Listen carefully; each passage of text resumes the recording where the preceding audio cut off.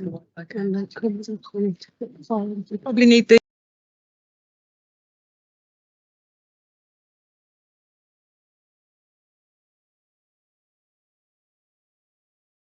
You've got the Wi-Fi code now? Okay. Let's begin. So, good morning, everybody. Welcome to the Guildhall here in York. We're here as Charlie's guests. Charlie, thank you very much indeed for letting us use this really lovely room, which I've already had lots of different ideas for ways we can use it for events in the future. It's so lovely. So thank you. The environment makes a difference, doesn't it? But it's a kind gift from the university. So thank you very much indeed. Welcome to all of you, but I've got some particular welcomes. So we're welcoming Paula South, who today is deputising for Teresa Fennick, our chief nurse. We're also welcoming Emma Sainer, who's deputising for Jane Hazelgrave, who is our finance director. So welcome to both of you. We've got two people observing us and what we do. One is Paul Coleman, and Paul is working with Louise and is a public health registrar. So he's interested to observe the work of the board. And also welcome to Sasha Sensier. Sasha works with Mike Napier in the governance team, and she's very helpful in terms of putting together much of what we do at board. And she was interested to come and see what we do at board. Why not, we said, come and have a look. So an interesting group of people. Michelle Moran is running late, so we're expecting her, but she's somewhere on a train. Michael Harrison and Jonathan Owen have both given their apologies, and I think that may be something to do with a sort of post-election frenzy of activity for our council colleagues. I feel as if I've done the whole board meeting now. Stuart. May I ask, did the various elected representatives who sit on the board all get re-elected? Yes. Dan is here in the flesh. Jonathan was re-elected. I've had a note for him. There's still work to do for them in East Riding, because East Riding is now a hung council. There's no overall control. And Michael Harrison, yes, returned. So amongst our board members, we're coherent, and as we should be. Anything I've missed there in terms of people? Great. On we go. That includes apologies. So item 3, of course, is declarations of interest. Does anyone have any interest to declare in relation to anything that we have on our agenda today? Or is there any change in anyone's interest that they would seek to declare? Okay, thank you. Item 4 is going to the minutes of the board held on the 8th of March. Let me just get there myself.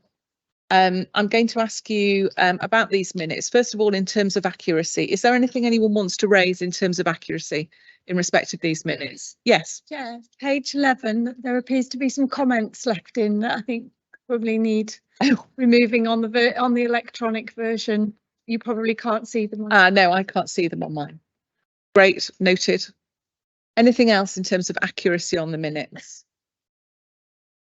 And now anything that you would wish to raise from these minutes that isn't on the agenda? I'm just turning my pages.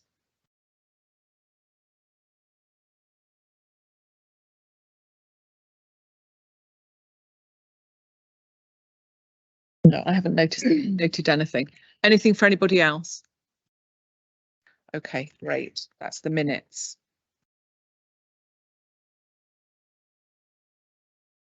And matters arising. And I haven't been informed of any matters of any other business. Has anybody got anything that they do want to raise as a matter of any other business? No. This brings us to item 7. So this is a familiar item for us. This is the board assurance framework, and I have a standard sentence which I like to use. So are the board satisfied that the risks identified as those which threaten the achievements of the Integrated Care Board's ambitions in the board assurance framework, the right ones, and are they being managed effectively? So we had quite a big discussion at our last board meeting around the risks as we saw them, the strategic risks to the achievement of our overall targets. And there have been some changes to the board assurance framework as a result, which you'll find in the paper. I don't know if you want to just attract everyone's attention to that, Karina, please. Yes, absolutely, that's fine. So from our perspective, there were just a couple of key changes. So to risk reference E1, which is a financial risk for 22-23, we expect the board will be asked to approve the closure of that in the July meeting following all the year-end processes are completed. We're just finalising those now. But obviously there is a new risk on the BAF for the financial risks for 23-24. Jane Hazelgrave has updated that and Emma might want to comment in her absence. And the increased rating has been applied as discussed at the last meeting of the board to represent where we are in terms of our concerns about 23-24 planning that were raised at the April meeting. In terms of risk reference, F2, Jane Adamson has updated the risk and increased the risk rating from 15 to 25, reflecting the April discussions as well about industrial action and the current vacancy review process. So they're the key changes that have been made. I'd just like to add as well for risk reference F1, there's likely to be an update that's currently out of appetite. It's the compliance and regulatory risk. We're expecting that to move to in appetite for the next meeting. Okay. Just because of where we are with the processes. Okay. I think it's worth noting that our audit committee have also given us, our internal auditors, sorry, have also given us significant assurance Okay. on our processes and approach to our board assurance framework. Okay. Thank you. Stuart. I've got a comment on the use of initial risk rating and current risk. So E2 and F2 are the ones I'm concentrating on, and I don't understand how we can have an initial risk which is less than the risk that we assess after we've mitigated it. We appear to have a score of 20 in both cases, initial risk, and then after mitigation and all management's effort, the risk goes up to 25. That simply can't be right. Mike. I mean, it's a good observation. I think it's a reflection of the real time. You can mitigate, but the risk itself or the parameters can still cause a deterioration. You should reassess the initial risk, Mike. It's just wrong. Yeah. Surely management's effort should be reducing our risks. I just check these microphones are on. Are they all on? Couldn't hear Mike so easily then. Can I just check that everybody's microphone's on? Okay, we'll probably a bit closer to. Okay, so we accept that. Further comments around the BAF. Jane, did you want to say anything? I added in what was the output of our discussions last time, which is predominantly linked to the industrial action, which is why that's gone up. I do think when we implement some of the 23-24 workforce plan and some of the ICB plans, that'll come down. Yes. Yeah. This has to be a dynamic document, doesn't it? It has to be able to move and change, and we have to be able to put our input into it. I've got two things to say. One is I just thought it was funny language, really. So the final sentence in risk register 2, and I wonder if this is the language of risk, and I just don't know. It says, has updated the risk and increased the risk from 15 to 24 as an unbalanced plan is certain. That just seemed slightly contradictory. An unbalanced plan is certain. That's a funny way of putting it. And then we say a bit funnily at the end of the other one, and an increased risk from 15 to 25 as the likelihood is certain. Well, a likelihood isn't a certainty, is it? So it can't be both. So anyway, I don't know if that's the language we're supposed to use, but it just struck me as a strange way of saying it. The other thing that I thought when I was looking through this, and I've been looking through other people's board papers, is we don't mention cyber anywhere on there. Shouldn't that be on there? There can't be an organisation in the land that hasn't got cyber on their highest level risk register. I really, really think that we should be introducing that, even if we feel that, well, we can't feel safe, can we? Nobody can feel that they're safe. So I really would like to see cyber now coming on this BAF. It's a massive omission not having it there, I suspect. I don't know if anyone disagrees with me. Yeah, go on, Karina. So Chair, as the senior information risk owner for the Integrated Care Board, absolutely, I'm going to be looking at that. Right. In terms of whether putting something on the And I think it would be helpful actually to bring some updates on cyber, particularly to the board. Yeah, that would be really helpful. It must be one of the biggest risks we face. Jason. So I suppose, not one to rehearse old ground, I think it's the difference between BAF and a risk register.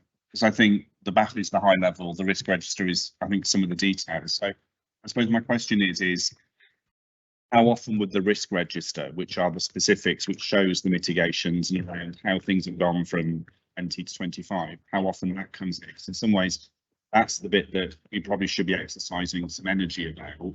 And actually, the BAF is simply a crystallisation of everything that's in there. Because I think you're right about the language, because I think in some ways it's about the detail that we've got to, because we're not seeing on the BAF the mitigations, are we, which has increased or decreased. So I suppose it's almost a bit around to balance. Yeah. The risk register with the BAF as well. Focus on the risk. Yeah. The likelihood's really unlikely, isn't it? The catastrophic effect is absolutely enormous in terms of our strategy. I lived through WannaCry in York, however many years ago that was. It is catastrophic when it happens. Any more in relation to the BAF? In which case, we move to the Chief Executive's report. Stephen, item 8. Yep, thank you, Chair. Morning, everyone. Few things to run through here, and I'm going to bring, as is becoming commonplace, some colleagues in. So just to flag those things. So we just want to touch on primary care and some of the announcements yesterday. Sorry, Chair. Oh, sorry. Would it be possible to talk more slowly, because the echo of the acoustics in this room, it's not actually carrying all your words and buttoning together. I can hear them, but not clearly. I should say, Stephen, I've just checked, the AV and the mics here are for online streaming. They're not providing amplification, but we have to speak up. Okay, thank you. Okay, so I'm going to speak up and slowly. Excellent. Right. So I was just saying I'm going to bring some colleagues in. On primary care, I want to bring Amanda in. I want to mention the celebrations around NHS 75, which Anya is going to say a few things about shortly, and others may want to comment on some of the other areas I'll talk about, and we'll, I guess, judge that as we go along. So first of all, if I can just talk about the plan for this year in overall terms. I know there'll be more detail on this later during the course of the day. That plan for this year was submitted on the 4th of May as required, within which we have, and it's also reflected in some of the discussion we just have, we've signed up the delivery of all the significant standards and targets set out in the operating plan through the NHS for this year. And we can elaborate on those in detail if people want to pick them up. Secondly, just in the context of finance, there was a significant discussion last time here about the financial challenge of the forthcoming, or the year that we're now in. And since then, there have been a series of meetings, not least a meeting with the national team around our financial plan. I think it's important to report that we are able to secure the plan that we think, albeit with a significant degree of risk, we can deliver. And what that amounts to, as it stands today, and having been signed off by the national team, is a planning for a 30 million deficit, with an agreement that we'll do the best that we can to move towards balance for 23-24, and we'll hear more about that during the course of the conversation this morning. So that's what I want to say about the plans for now. Just moving on to industrial action, that evidently there's been a settlement for a large proportion of NHS staff at 5%. Emma may comment on what that means in financial terms. I think that's actually covered off in the plan as you know, as it currently stands. Obviously, there's still some issues around the RCN and the junior doctors, and there's a ballot going on, I think, at the RCN, the further ballot around industrial action.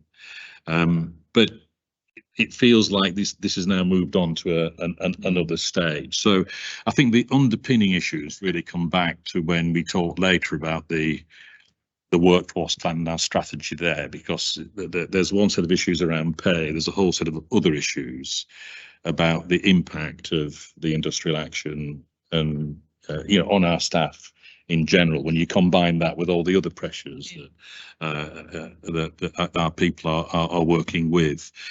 So there's an ongoing process, and that's recognised in the workforce plan. And that just leads me to mention, and I don't want to steal Jason and Jane's thunder here, but I did attend the workforce summit that back end of last month, which was really pulling together the plan you'll hear later on. And I think we've got a real opportunity there to address some of those underlying issues, as well as design, an innovative approach in the future. Is a really encouraging event. So just wanted to flag that before we get there. You mentioned, or Stuart mentioned, the outcome from the local elections. So not every council in our area went through an election process, but for those that did, just to, I guess, feedback today, in North Lincolnshire, the Conservative majority was sustained. I think slightly improved, but I could stand to be corrected on that. In Hull, the Liberal Democrats actually increased their majority, which takes them into a second term. So that's a pretty substantial shift from years before of a Labour administration. You mentioned East Yorkshire and the hung situation there, and in York, again, quite a change with a Labour majority emerging from the election there. As I think you pointed out, none of that actually affected the membership of our board or the engagement that we've got here. So, but there will be some changes, I'm sure, in terms of your different council council members, and potentially, I'm thinking about York in particular, executive that might come about in time. So not much change there. If I could just go on to NHS 75, Annie, if you could just before you do on the pay issue, can I just say, just building on what you were saying? Speak a bit. Oh, sorry, can you hear me? On the pay issue, from an NHS point of view, we are anticipating that the settlement will be reflected on an ongoing basis, but we do have an issue with non-NHS providers, and specifically our social enterprise and community interest companies in particular, in relation to the non-consolidated element of this settlement. So we are in discussions with NHS England at the minute about the implications of that. But we do anticipate going forward, we will be okay on a recurrent basis, but we do have an issue in terms of that non-consolidated element. That's helpful. I think it might be helpful, Andrew, if you could just summarise that before I go to you, Anya, for the broader board members, in terms of one or two things that we've been talking about outside the meeting here. It'd be useful just to get it on the agenda here, I think. To do that. I mean, the situation is that many years ago, we signed up to be on the National Agenda for Change pay scale when we tutored the staff, and we reaffirmed that back in 2008, the last pay award. We've received every uplift, every back pay, everything in the past, but this time no. So the implication for us, considering it's year end, is around circa 3.7 million that we've not accounted for. So you can imagine, for an organisation that isn't treasury backed, and for the likes of smaller organisations like Care Plus and Navigo, that coming out of the blue where there isn't any potential money is quite a big hit. So, what I've spoken to Stephen about is, and the thing with that is as well, to board to be aware, is we have no control over that because we are on the national scheme. So when there's flick the switch centrally to pay all the back pay, it will automatically pay them. So basically, there's no control from an organisational company perspective to actually do anything about controlling that. And the 5% will be uplifted automatically as well. So if that's not reflected in the contract moving forward, which we're aware and much more comfortable about, but it's this big in-year hit that basically we've assumed, because we've always had it, that it would be, and they're sticking firm to the fact that it's not. No, you're not getting it. Even though I have a letter from the Secretary of State, the current Secretary of State, on behalf of the Secretary of State, which happens to be the Treasury, the Chancellor now, saying that we should be treated exactly the same as everybody else because we provide NHS funded services and the staff do a fantastic job. They're just holding firm at the moment on that one, but it could have a potential business impact moving forward for quite a lot of organisations in our patch if we don't come to solution, is what I would say. There is a risk. Okay. A big risk, really, business failure. Okay. Well, I'd say we care about that, so keep us up to date, please. Yeah. So it's exactly that. Sorry, Nigel, do you want to just? Does that mean that the ICB underwrites that? No, we've not been given allocation to cover that. What we are doing is making representation with NHS England on behalf of the 3 organisations that are affected within the ICB boundary at the moment. So we're in live conversations at the minute around the impact of that. But just to be really clear, it's, as Andrew says, 3.7 million for CHC, City Healthcare Partnership, and it's about 1.5 million respectively for Navigo and Care Plus Group. So it's not insignificant. No.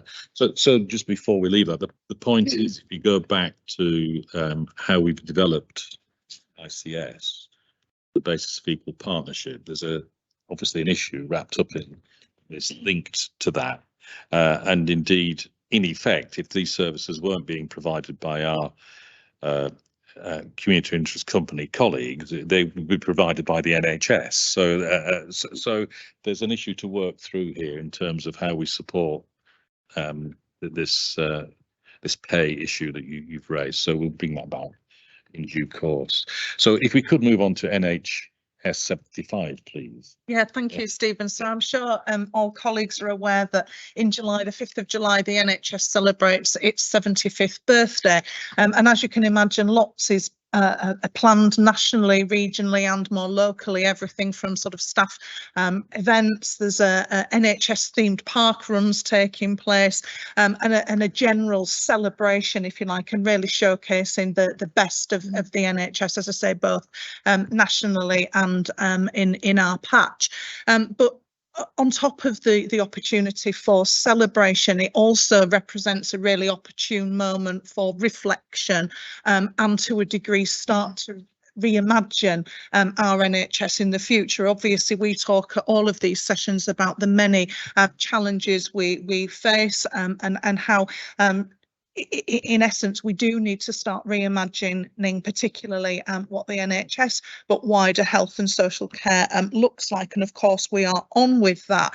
But to raise a particular point that came through last week, there is an urgent piece of focused work that will be started imminently, really, i.e. in the next few days, and that is at the request of the NHS Assembly, and this is to have a conversation with key stakeholders around those points that I've just touched on. So specifically, where have we come from over the last 75 years as the NHS? An authentic view and a non-political view of where we are now. What's working, what's not, how do we all feel as staff, as key stakeholders, as users of the NHS, and fundamentally, where do we need to go?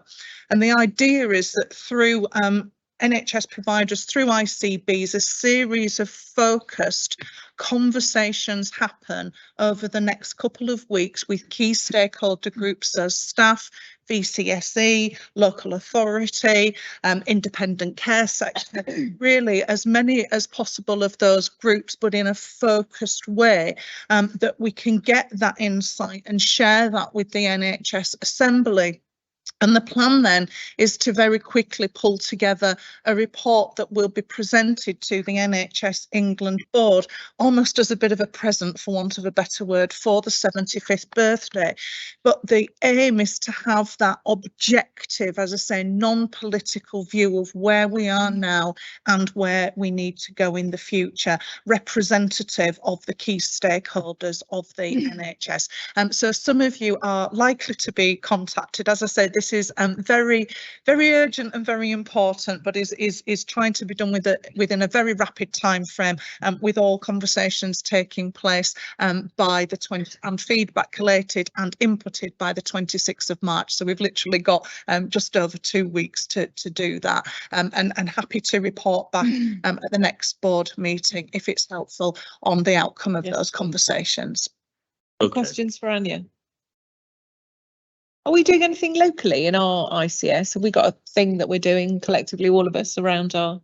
There are lots of different things happening, and again, some of those are just being planned at the moment. So very happy to bring that fuller plan back next time. Lovely, lovely. Okay. And we can certainly. Yes, absolutely. So if I could just move on, just a couple of other things. Just on primary care, you'll have picked up in the in the news and the media over the last couple of days, the announcements about primary care, community pharmacy, improved telephony, and the aim to cease the 8 o'clock rush, and so on. That's all part of a wider primary care package of 1.4 billion nationally. So I won't elaborate on the details. There's 240 million being allocated in this direction. And we're not clear at this point in time exactly what that allocation will look like for Humber and North Yorkshire. We're not entirely certain whether this is new money or whether it's redirected funding, but we'll clarify that in due course.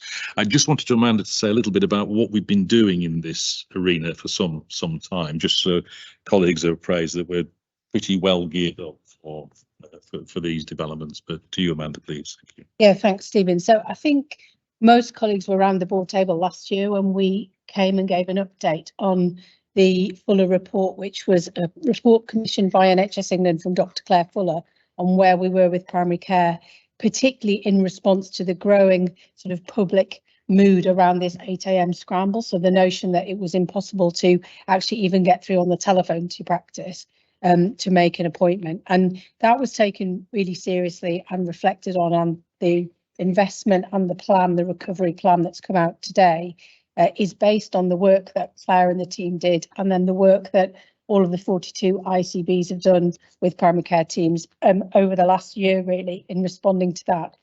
And from a Humber and North Yorkshire perspective, we focused on 4 aspects of relation to Fuller, particularly, which actually, when you look at the 4 key elements of the recovery plan, they're sort of golden threads right through that. So a particular focus on workforce. And we are quite lucky in Humber and North Yorkshire with our workforces. The challenge is not as great as in other parts of the country, but as anything, we have pockets where we are really challenged in our primary care workforce. And it's important, I think, to say that general practice workforce is not just GPs.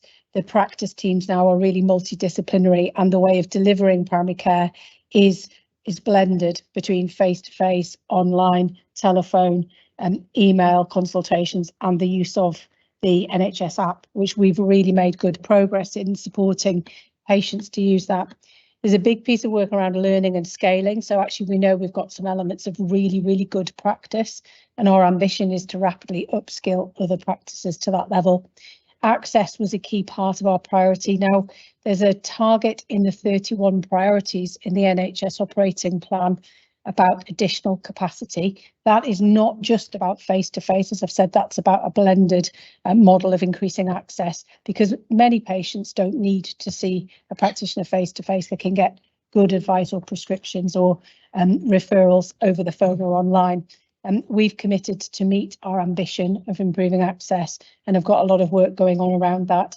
And then the last one of our 4 was around population health and improving that through reducing inequalities. And the key tenets of all of it is about integrated neighbourhood teams. So bringing that out of hospital workforce headed by primary care and primary care networks together around patients and communities. So our plan reflects that. It aligns with the 4 pillars in the plan that's come out around the recovery plan, which is empowering patients, improving access, thinking about workforce capacity and capability, and removing the bureaucracy that joins up that primary care sector and those integrated teams, allowing faster flow into diagnostics and secondary care. So what we'll do now is just reflect our plan, make sure that we review and that it all comes together, and then work through that and continue to deliver. I think it looks like quite a big chunk of the investment is retargeted, but there is new money around some of the capital and the technology, particularly around the telephony systems that practices have, to make sure they're all as modern as possible and maximise sort of that front door, if you like. So that's probably all I want to say, Stephen, if that's okay. Yeah, that's great. Thank you. Okay, shall I just wanted to conclude.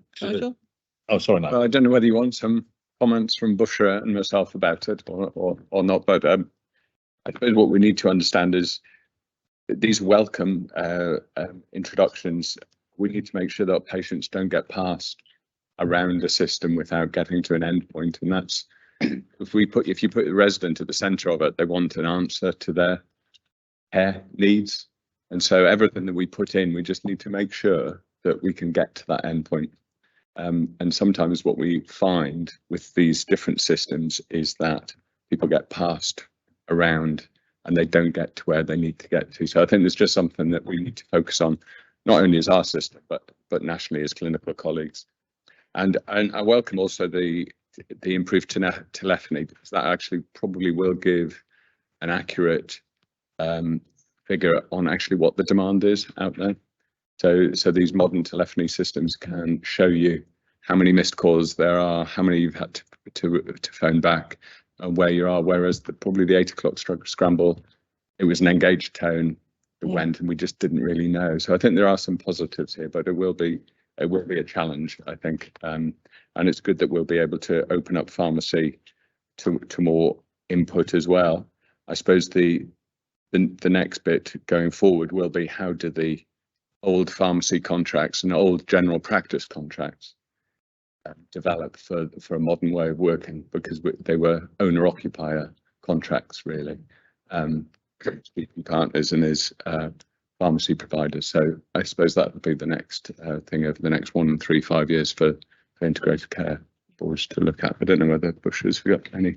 Well, Nigel's very positive and I surprisingly negative about it. I do have some concerns that the telephony, although it does give absolutely great data and it can give you a real sense of exactly what you're doing and how many calls you're taking, it doesn't tackle the capacity issue that is sometimes lying behind that delay on the telephone line. If it was simply a matter of answering the phone and saying, yes, you can have this appointment, you wouldn't need to have the other 2.5-minute conversation that most of my care navigators have, in which they discuss what other options might be available to people who may have need that we cannot meet at that moment in time. So a little bit of reservation about whether or not this is actually going to improve things.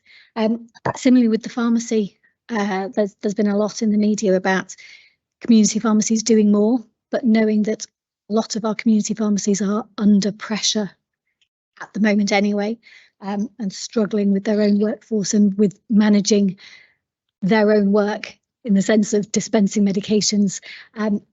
It would be good to know that we've been working with the local pharmaceutical company, committee to make sure that that's actually something that's going to be taken up locally, and if not, letting our people know that that's not necessarily something that's going to be available here just now. Yeah, so I think it's important to take account of those issues in the overall programme of work that we've got. And of course, some of those issues will differ, won't they, in context from place to place, because we will come back with the overall plan. This is just one slice of it being announced this week, sometime in the near future, to outline where we're getting to. And I think these risks around that you're talking around about keeping understanding the demand, keeping the patient at the centre of and citizen at the centre of what we're doing, and workforce. They're in every. So it's how we work through those challenges. And I suppose visiting on a positive, I'm making an assumption here, but there is a degree of investment going in here, and it's about how we use that as wisely as we can. So yeah, Andrew and Stuart were both wanted to come in. Sorry, it was Andrew first. just to make the board aware that I think, but I'll declare an interest as a pharmacy, high street pharmacy provider, is that actually the sector is struggling, and it was announced this week in the press about how many are shutting, and especially in communities of high deprivation. The demand over the pricing and the actual ability just to be able to keep the lights on are quite astounding at the moment. So I do think they've got to sort out the contractual issues that Nigel talks about, because actually if we don't get that right, if we don't get the pricing right, I think most pharmacists and most like ours would welcome being part of that community and giving that approach, which works in a much more integrated way. It's just making sure we as an ICB understand where we are in our pharmacy community in terms of stability, sustainability, because I do think they're a shop window into communities that need to be used more, but we could look and blink and they won't be there. And that's the problem, I think, at the moment. So it's just to be really aware. It's not a negative no, it's just another one of those pressure notes in the system that I think it's a smaller part of a bigger issue. The centre focuses on the big buildings, but actually some of the infrastructure around us is pretty shaky at the moment. Yeah, and I think it's sort of inevitable that it might be useful to pick that up separately in a more detailed conversation, future board meeting. Because, but the issue is that the landscape is likely to change, isn't it? Because and it's how we actually deal with that place by place. But so you're right. You're right to flag that. And as a general point, as we we have raised this issue around drug pricing nationally as part of this process we've been through around our plan this year, not just in this context, but also in the context of seeking efficiency in pharmacy and drug costs is constrained a bit by that same issue. So, but it requires a national decision. So there is an ICB and a collective ICB. So the last thing I'll just all right. So I'll get to the end shortly. Yeah. You're all right for time. Well, there were two elements to my question. One of which Andrew might have answered. I was going to ask if we had a pharmacy voice on the board, and it sounds as if Andrew might be one. So that possibly answers that. But the second one is some of the sort of medical risks, the quality risk transferring from the GP who used to have to sign off a prescription to the pharmacist, and do we have a different kind of risk to manage therefore? Amanda, did you want to first? Yeah, it's about risk management being in the right place. So none of the transfer of the responsibility would take place without appropriate training and appropriate clinical governance in place. And all of that would work through in terms of the normal processes. There's a plan in place that I think it's from next year. Pharmacies going through degree qualifications come out able to prescribe some drugs, which at the moment they can't. But the way that they would do it is under a different contractual and clinical governance framework with additional training.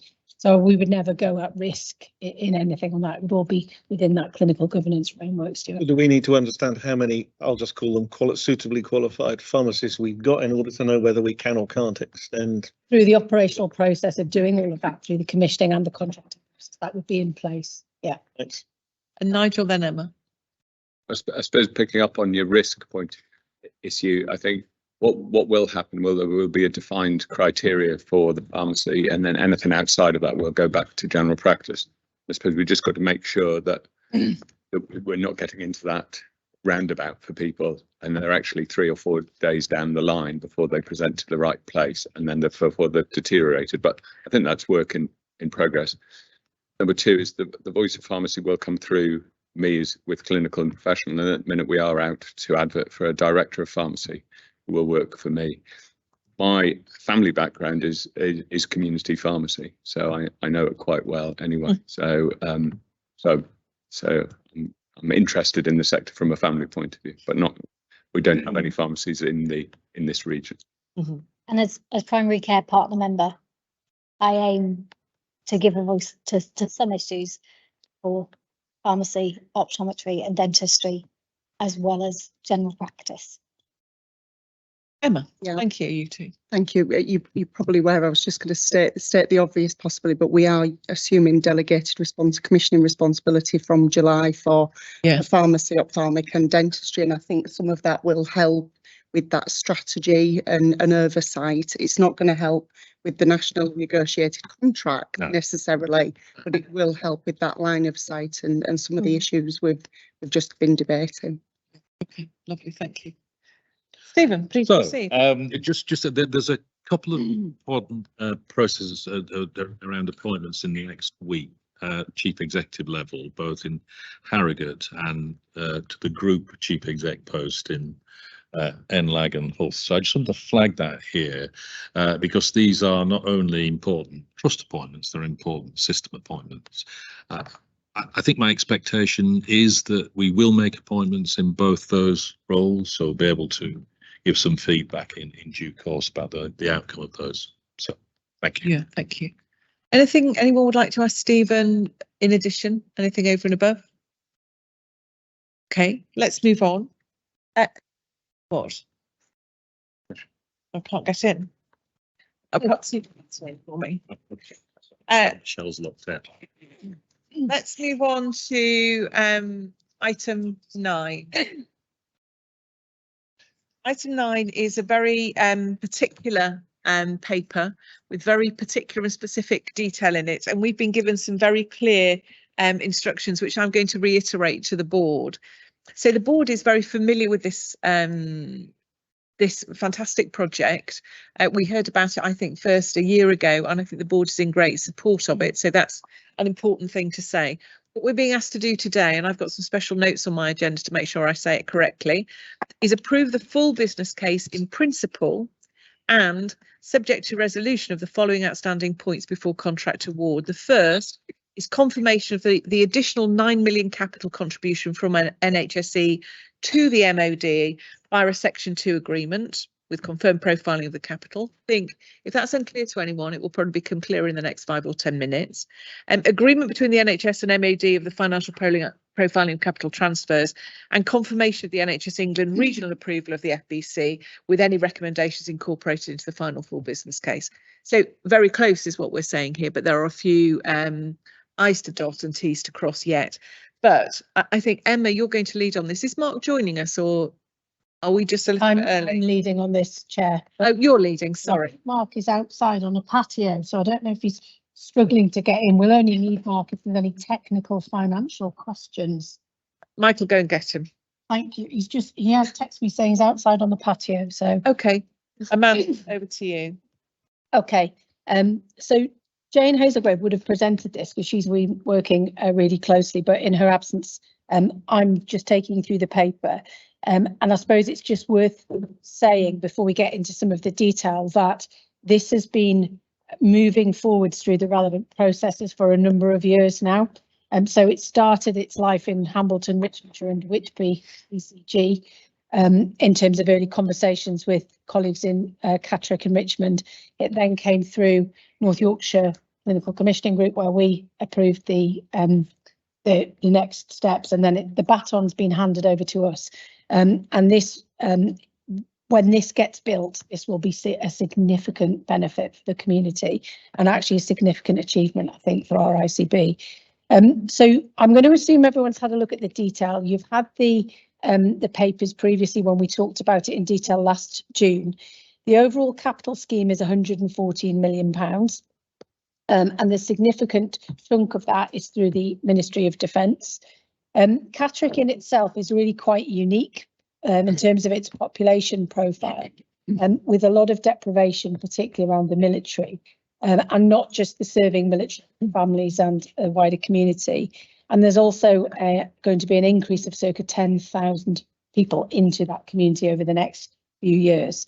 And although there's been a lot of work around the existing primary care and integration, basically the buildings are not fit for purpose. So there's a big capital gap in terms of the estate. And the typical military population sees increased health inequalities, but from Catterick's perspective, because of the proximity of primary and secondary schools, the MOD tends to put families there that have children who have some special educational needs. So again, an additional element of need. And the Armed Forces Covenant was established to actually remove some of the disadvantage that serving military personnel and their families experience. So the timescale of where we've gone to in the programme milestones is in the paper, and as I say, the governing body of North Yorkshire CCG approved the outline business case back in 2020. So, but it goes back to sort of 2015 when the initial conversations happened. We approved back in June initial capital costs of £15.2 million because of the challenges around inflation and construction costs. That's risen since then to £24.2 million. And I'm sure Mark might have detail, but it is about inflation and it's in line with other big capital projects. So we're not out of kilter with that. Because of the importance of this scheme, we've secured the additional £9 million worth of capital from NHS England.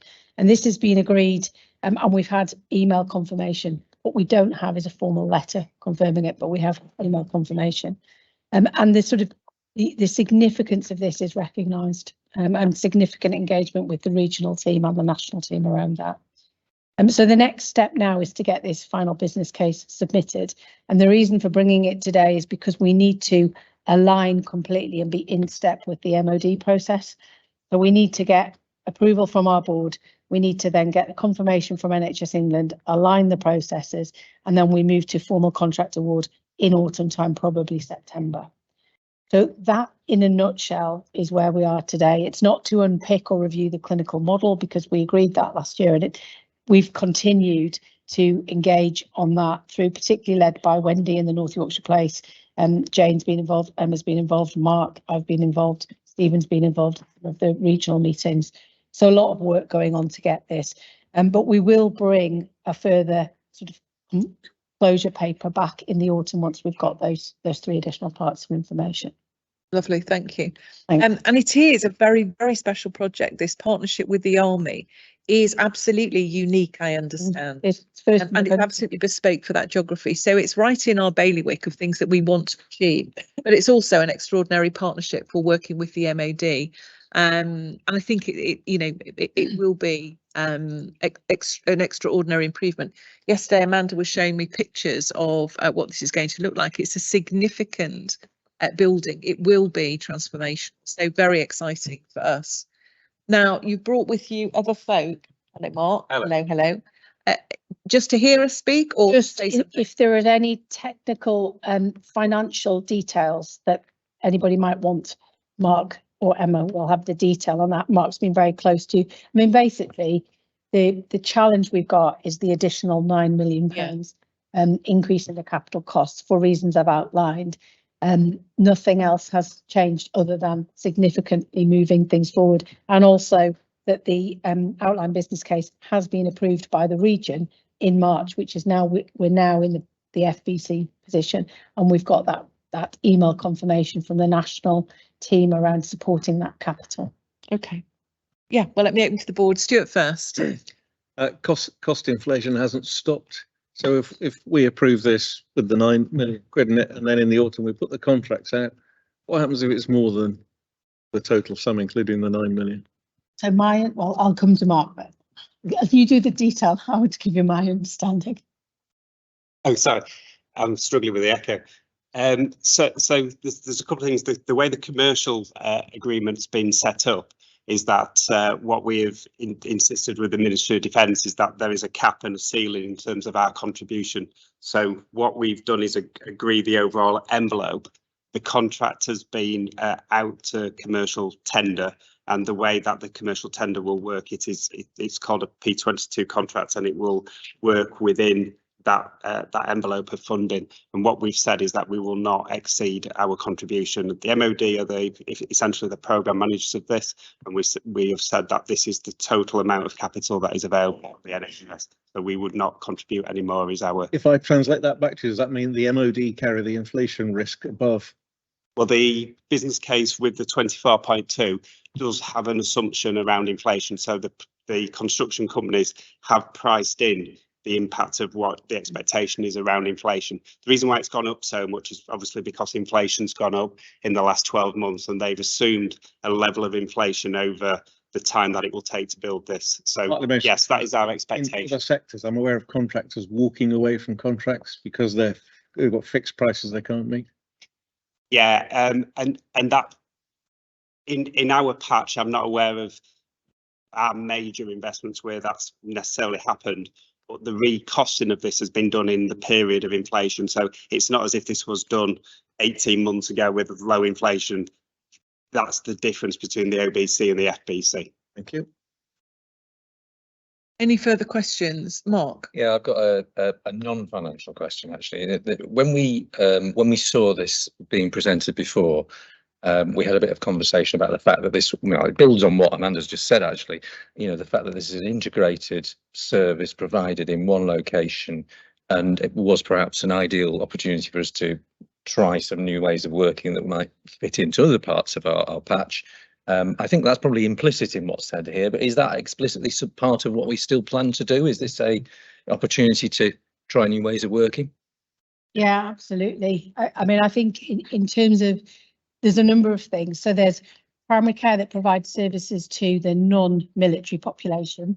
So the MOD practice is going to be thinking much more closely with the village practice, if you like. So there'll be a more holistic approach. We've got all the opportunities around additional roles in primary care and extended neighbourhood teams. We've got diagnostic facilities coming on stream. We've got the opportunity to bring wider community-based services such as mental health services, talking therapies and other services in that meet the needs of that population. And I think it will really be a blueprint. If you think about the investment we're putting into primary care through this national recovery plan, we'll learn from this really quickly and actually learn from it, but run the development of this with our integrated neighbourhood teams side by side. So it's the blueprint for how we should be delivering care in the future. We've got a gap until we get the buildings, but we can start to do some of that development before we even get the buildings, I think, Mark. But I think it'll be something to really showcase and that we can learn from across the patch. Thank you. Nigel. Just to build on you on that, I think there are opportunities without any capital spend. So if we look at Bridlington, if we look at Selby, if we look at the market towns, and sometimes with the hospital facilities that are there, and also modern general practice facilities, then we could be sort of building on this type of model. I suppose it'll link to the national contract around for general practice from next year around where we think PCNs are going to really push out on. Right. Are they going to strengthen? Is that going to be the delivery model going forward? I hope so, because I think that's the way to get to an integrated care partnership at a local place for the communities, but we'll have to see. But I think there are opportunities for us to push out without having to build many of these, because I think there are the opportunities with our modern estate that we've got. Yeah, I think you're right to remind us we don't need a new building to practice in this way, do we? Or the way that we work together, it's trust, relationships and values rather than building. Yeah. The thing I'm interested in, and I was very interested in with the Capitol building Scarborough, is that the clinicians involved in that are very, very keen to make sure all the right tech is built into the building and that it's technologically properly enabled. Is that implicit in this plan? Have we got? Yeah, we've budgeted. Yes, and I think Nigel's point's right. You know, I don't think that you always need a new building to have a newly designed clinically led process. But I think that the condition of the estate and the growing population has meant that no configuration would work. Yeah. And I think that what we've learned over the years, and I suppose at the moment we've seen played out in North Lincs and Gould Trust, is when you get a new building, you fundamentally need to redesign your clinical processes led by clinicians to get a better outcome in terms of flow, patient experience, and also performance against the headline metrics. So if you think about access from a primary care perspective, that'll be one of the things we'll be looking to make sure that we absolutely deliver that level of access for that population and responsiveness, and the other opportunities around community mental health team access and diagnostics as an example. Yeah. I think the other benefit for us could be building our relationships with the army more and better. There's a large contingent here in York, aren't there? There's Catterick, there's quite a lot of places over in the East Riding, isn't there? Maybe we need to just look at how we build those relationships, and perhaps all our organisations should have those proper, supportive covenants with the army. So perhaps that's just something we should be looking at, Anya and Karina, just making sure that we're doing that, we're building on that. Stephen. And just to remind the board, Chair, I am sitting on something called AFOG, which is the Armed Forces National Operational Group. At the invitation actually of via Catterick. Okay. So that, just to make that connection as well. Okay. And it's an important link for us. Yes, it's a very important relationship. I think they need to be part of our wider leadership community, don't they? We need to recognise them as that. So shall I just go through these very important things that are on the agenda I need you to agree to? So first, confirmation of the additional 9 million contribution from NHSIE with confirmed profiling of the capital. This is a caveat in terms of the business case. Agreement between the NHS and MOD of the financial profiling of capital transfers, and confirmation of the NHS regional approval of the financial business case. So those are caveats to us accepting this final business case. I just need to be sure that the board understand that. But we also empower the team to go ahead and proceed on the basis that we've confidence in these caveats, and were anything to change in that, I'm thinking you'd come straight back to us. Absolutely. Anybody got any problems with that? Great. Well, then I think you've got what you wanted in respect of the integrated care campus. Very, very interested in the development of this, and we'll be keen to see updates as we go along. So thank you very much indeed. It was a short appearance, but quite spectacular in its own way. Spectacular building. Thank you very much indeed for coming. Cheers, thank you. Let me keep moving us on through the agenda. We go now to item number 10. This item is an update on quality, including feedback from the Quality Committee. I think Paula is providing the update. I know that Mark will have something to say. I don't doubt that other colleagues will want to join in. So can I go to you first, please, Paula? Yeah, thank you, Chair. I think Mark and I are going to do a double act. I seem to be in charge of the remote control. I hope that's okay. Failed at the first. No, sorry. Yeah. I'm doing that.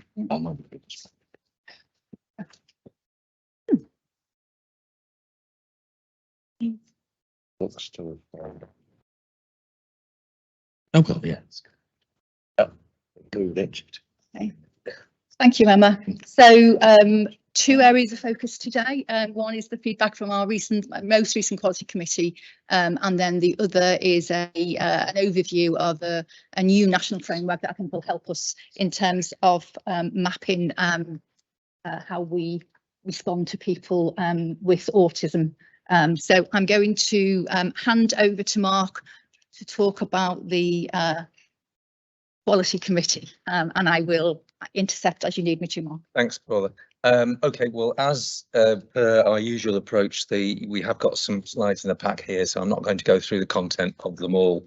The Quality Committee was last week, hence the lack of a paper this time round, but it was important to update the board. And you can see the issues there, the issues we covered. We'll actually come back to some of these in a little bit more detail. If I could go to the next slide, Paula, please, or whoever's working them. Thank you. The committee approved its terms of reference. We also looked at the annual report and effectiveness review, and we'll be picking that up later on in the agenda, so I'm not going to say anything else about that at this point. We reviewed a number of policies. I think it's been an important point, in that we thought that these might drift through fairly straightforwardly from a quality perspective. We did highlight the fact that the discussion we had, which was that we needed to look at the financial implications of our quality decisions, is not one-dimensional. And so just being a little bit more tied up in the way we approach future policies, of which there will be undoubtedly many more, was a really important learning point. So that is something we will be picking up with the executives involved. The PSIRF framework, Patient Safety Incident Response Framework, which is now rolling out at Huth as a spearhead, if you like, for the ICB. They're going first. We agreed we'd move forward, and that is something that we need to watch carefully, because it will be a model that we'll see for the whole of the patch. Very important in terms of how we learn from incidents, themes, etc. Next one, Paula. Thanks. This is my final slide. Another important issue we picked up was modern slavery statement, which we need to have as a board. Now, we had originally intended that would come out with board papers for us to review and agree as a board, but that didn't quite work in the system. So what we'll ask is, with your agreement, Chair, if maybe we could pick that up perhaps offline with the board. And yes, of course. There's no problem, is there, with it? No. There was no. I mean, if people have had an opportunity to look at that and are comfortable with the wording, then maybe we can take it as agreed. But and just a point of process, I think delegate authority through you to the quality committee to do that, then just confirm. Thank you. Rather than hold it up. Yeah, that would be great. It would be good to have that. Let's it's an important thing. Thank you. As ever, we discussed a range of significant quality issues, which we won't go into detail in this context, but we were assured by the action taken and the learning being put in place on those. And then the final issue we spent time talking about was the revised framework around domestic abuse and serious violence and our duties around that, which we were assured were being picked up appropriately. So that's the summary of the meeting. Happy to take any questions on that before we move on to our next bit of this presentation. Thank you, Mark. Any questions for Mark regarding the Quality Committee? Oh, Stuart. Just modern slavery. Is there any special requirements as a result of our overseas recruitment activities? So I get it in terms of how we would manage it locally, but we're recruiting in some far-flung places. So any comments to make on that? We just have to follow the statement that we've made around modern slavery. There are already national requirements for where you can and can't recruit internationally, Stuart, so we follow those. But this will colour all of our recruitment, including those that we do internationally. Thank you. Okay. On we go. All of it. Thank you, Chair. Paula, you're perhaps going to have to speak up. Yeah. Okay, thank you. So this is our last slide, and this was just really to bring the board's attention to a new national framework that's recently been published around how we approach outcomes and improve outcomes for all age autism. It's quite a busy slide, so I'm not going to go through all the detail. You'll be pleased to hear. It was written by Tom Cahill, who's the National Director at LD and Autism, very close to our Transforming Care programme of work. So it was good to see that sort of his input into that. He's very knowledgeable. It focuses on how we diagnose people with autism in a timely manner, and then how we provide services to them with a sense that we need to have a specific autism offer, assessment offer, and then we need support both during and after assessment. We know nationally there's waiting lists have been a challenge for autism, particularly for children, and that's the case also within our ICB, and we've been working quite hard over a number of years in terms of keeping those waiting times down as much as possible and supporting young people, children and young people, while they wait on the waiting list for their assessment. Co-production is a thread that runs through these two pieces of guidance, one which is a sort of a strategic framework and one an operational framework, and a real emphasis on how we use experts by experience. And we've got some experience of using those, and I'll talk about that in a bit. So a really helpful, I would see this as a helpful template for us to map what we're currently doing in terms of autism, and then help us to improve. In terms of what we're already doing, there are a number of things that are referenced in these documents. So a single point of access for people with autism, and we've got examples of that. For example, one across Hull and East Riding in relation to neurodiversity as a whole, and so we can look at building on that in terms of that model. The TCP work stream has had a focus for beg your pardon, Transforming Care programme, which is a programme of work that supports children and adults with learning disability and/or autism who may be at risk of being admitted to hospital to keep them out of hospital if we can. And then if they do unfortunately have to go into hospital, to ensure a timely discharge in relation to their hospital stay. There's been a recent focus on autism only. And I guess hence this guidance. And there's a number of things that we're doing in terms of improving those services. So there's a programme of work around how we support people while they wait, and then after they're diagnosed, and then a programme of work to prevent people getting into hospital if we can.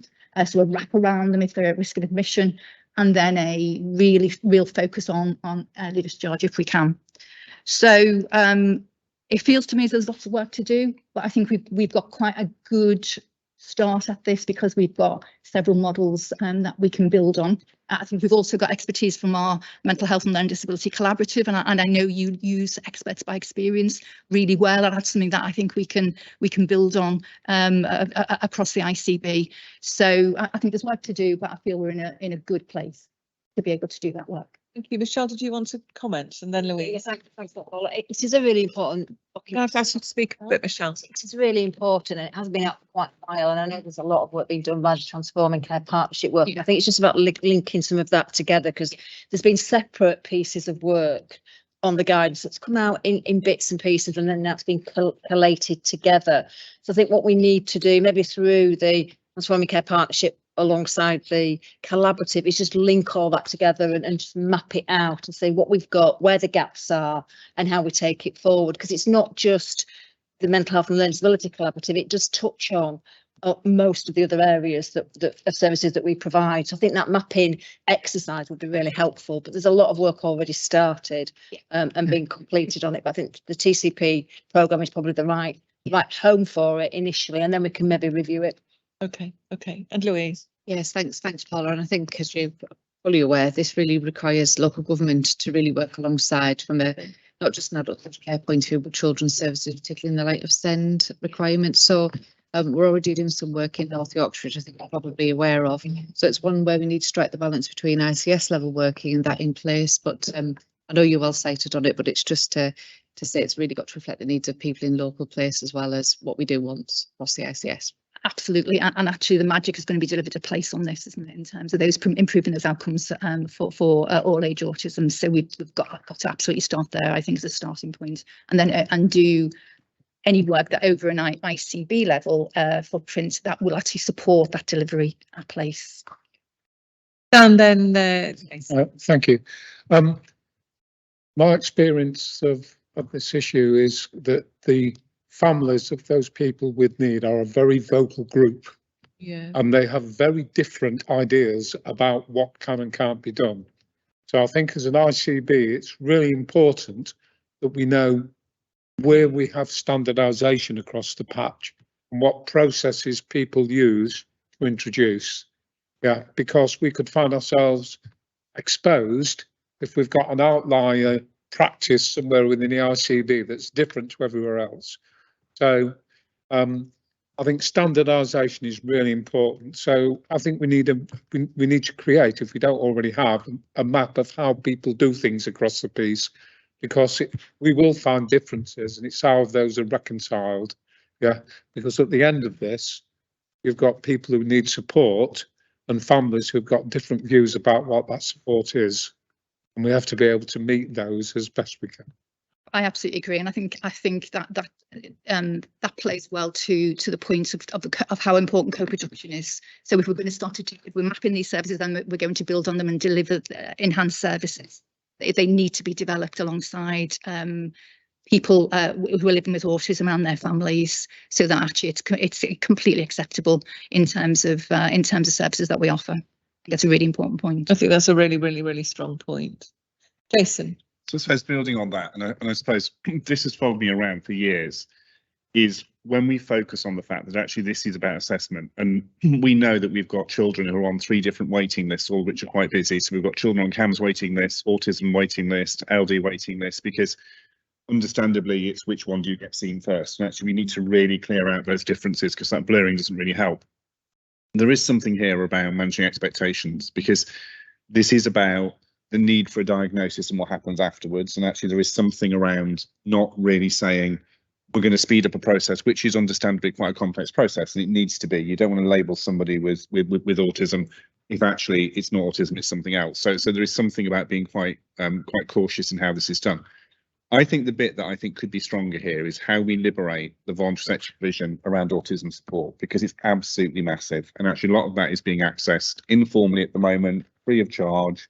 We've got some fantastic charities who are delivering stuff. So actually, as part of a new model, my suggestion would be we need to think about how we enhance that support to families, which actually is how do you maintain somebody on a waiting list for more than 2 years when actually you're trying to manage the behaviour. So actually, I think there's a massive opportunity here about how we move that in. And I know, Michelle, you and I have talked about how actually some of that VCS provision around the support, actually, because autism actually is a really wide definition. And actually some of this is those services don't necessarily need to be in the system. Yeah. They could be dealt with over here, but actually we've got kind of trigger points. So I think if there's an opportunity to feed in, and I think we've started to map what the VCS provision around this, it's a very small kind of cohort of people.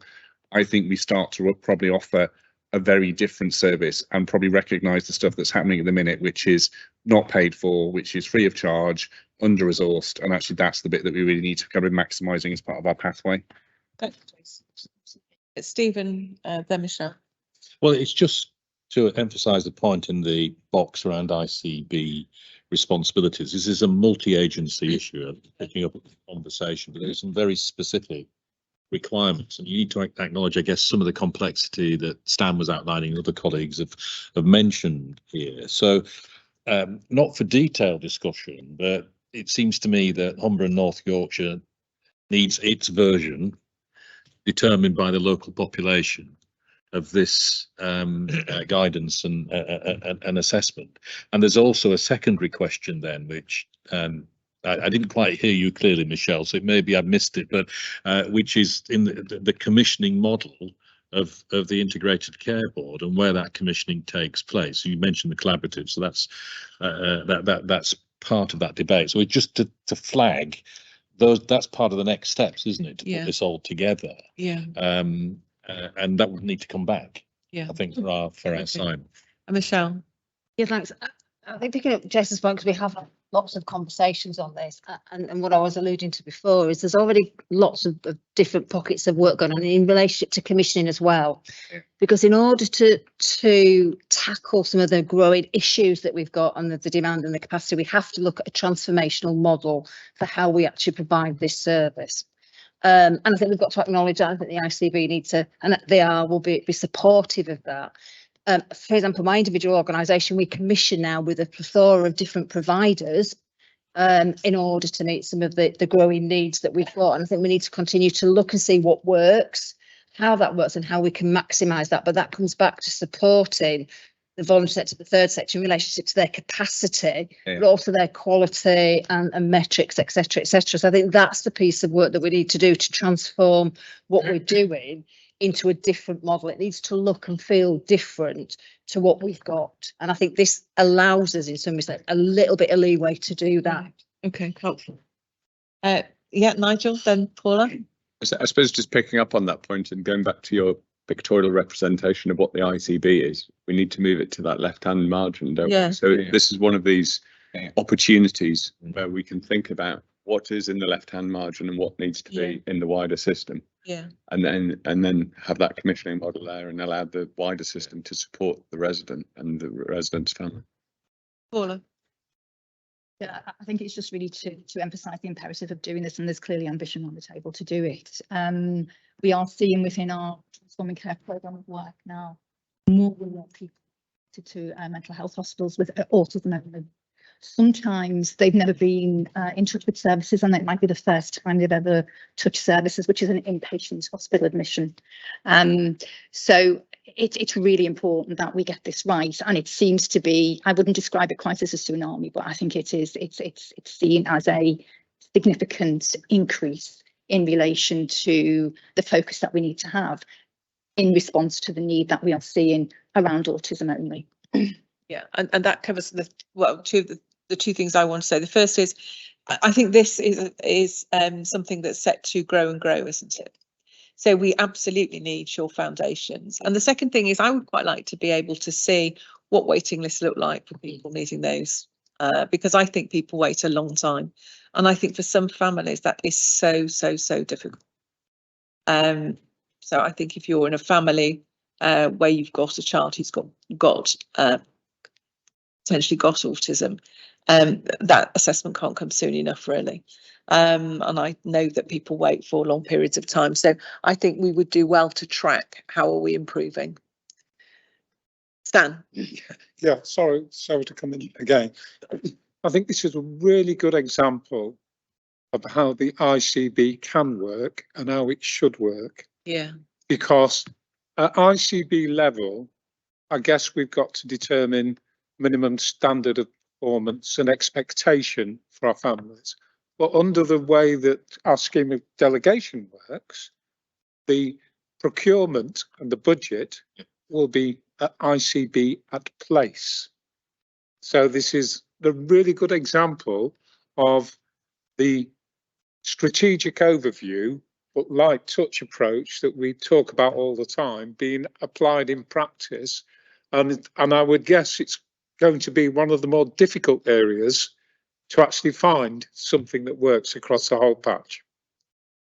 Yeah, I think this is really important, and I think you're absolutely right. And I'd be guided by Louise to some extent on this, and other colleagues more expertise than I have in population health. But you know, I guess what we need to understand is what is the population we're talking about here, and what's it like, on your point, what's it likely to be over the next 5 years, and then what's the framework that we want to operate, and what's what's the operational model we want to pursue linked to all of that. That's why so I think this is flagged here. That's the real work, isn't it?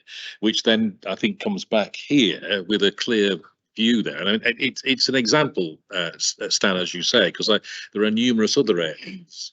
And just to clarify what Nigel was talking about, you know, for those that weren't at our time out, the chair had sort of drawn a useful model, which was talking about these are the things in this left-hand corner in the schematic that we can control within the NHS, or we can determine. But actually here is this sort of relatively vast space where there's an interdependence with all the, you know, with all the other partners, and this is firmly in that box. But it's not the only one. There are numerous other services and so on that fit into that. So it is a useful test case in that regard. But what I'd like to know is, what is the population now, and how we're providing that service? And I agree with you.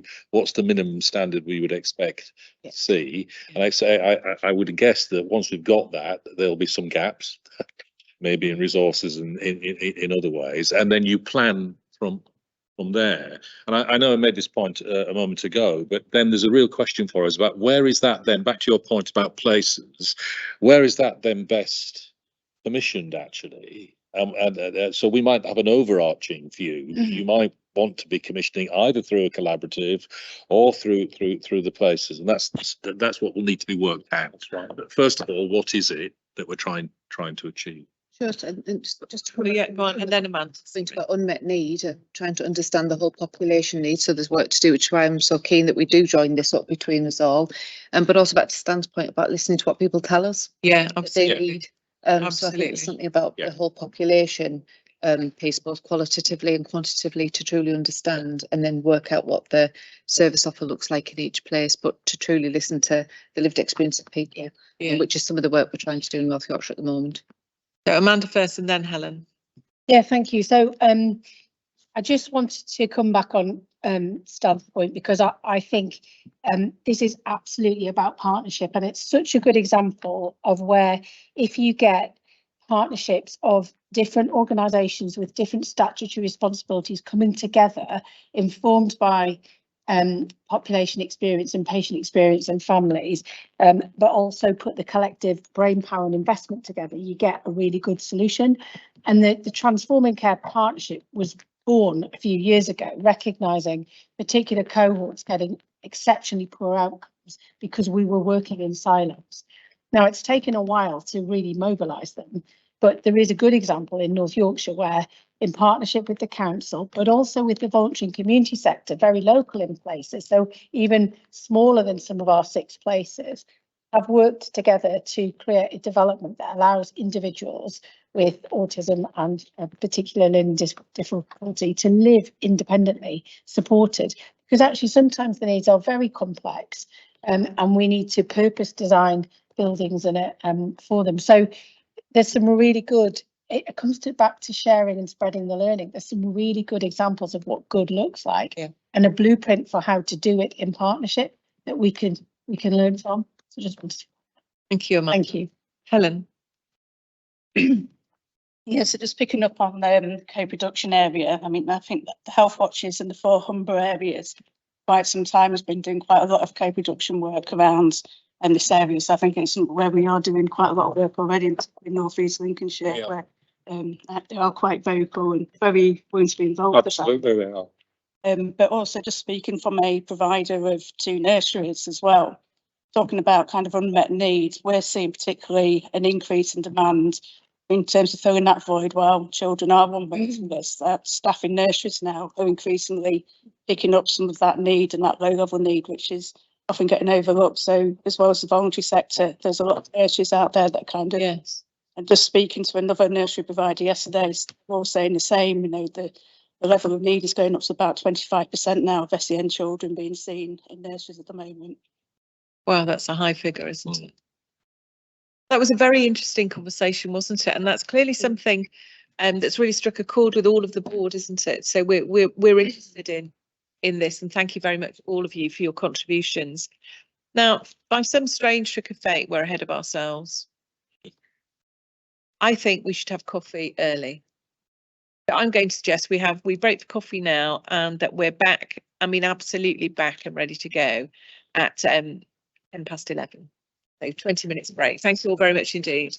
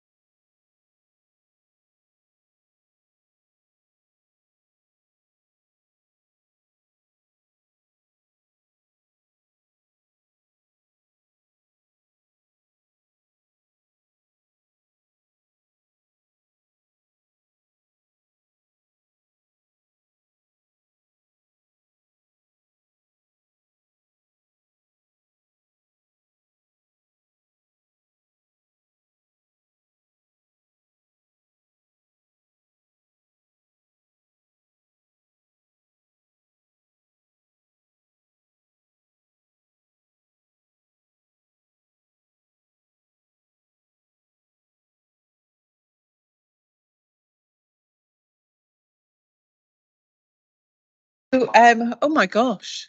Oh God. Yeah, that sounds like I'm going to deliver a sermon. Oh, that's so much better. Even I can tell that's better.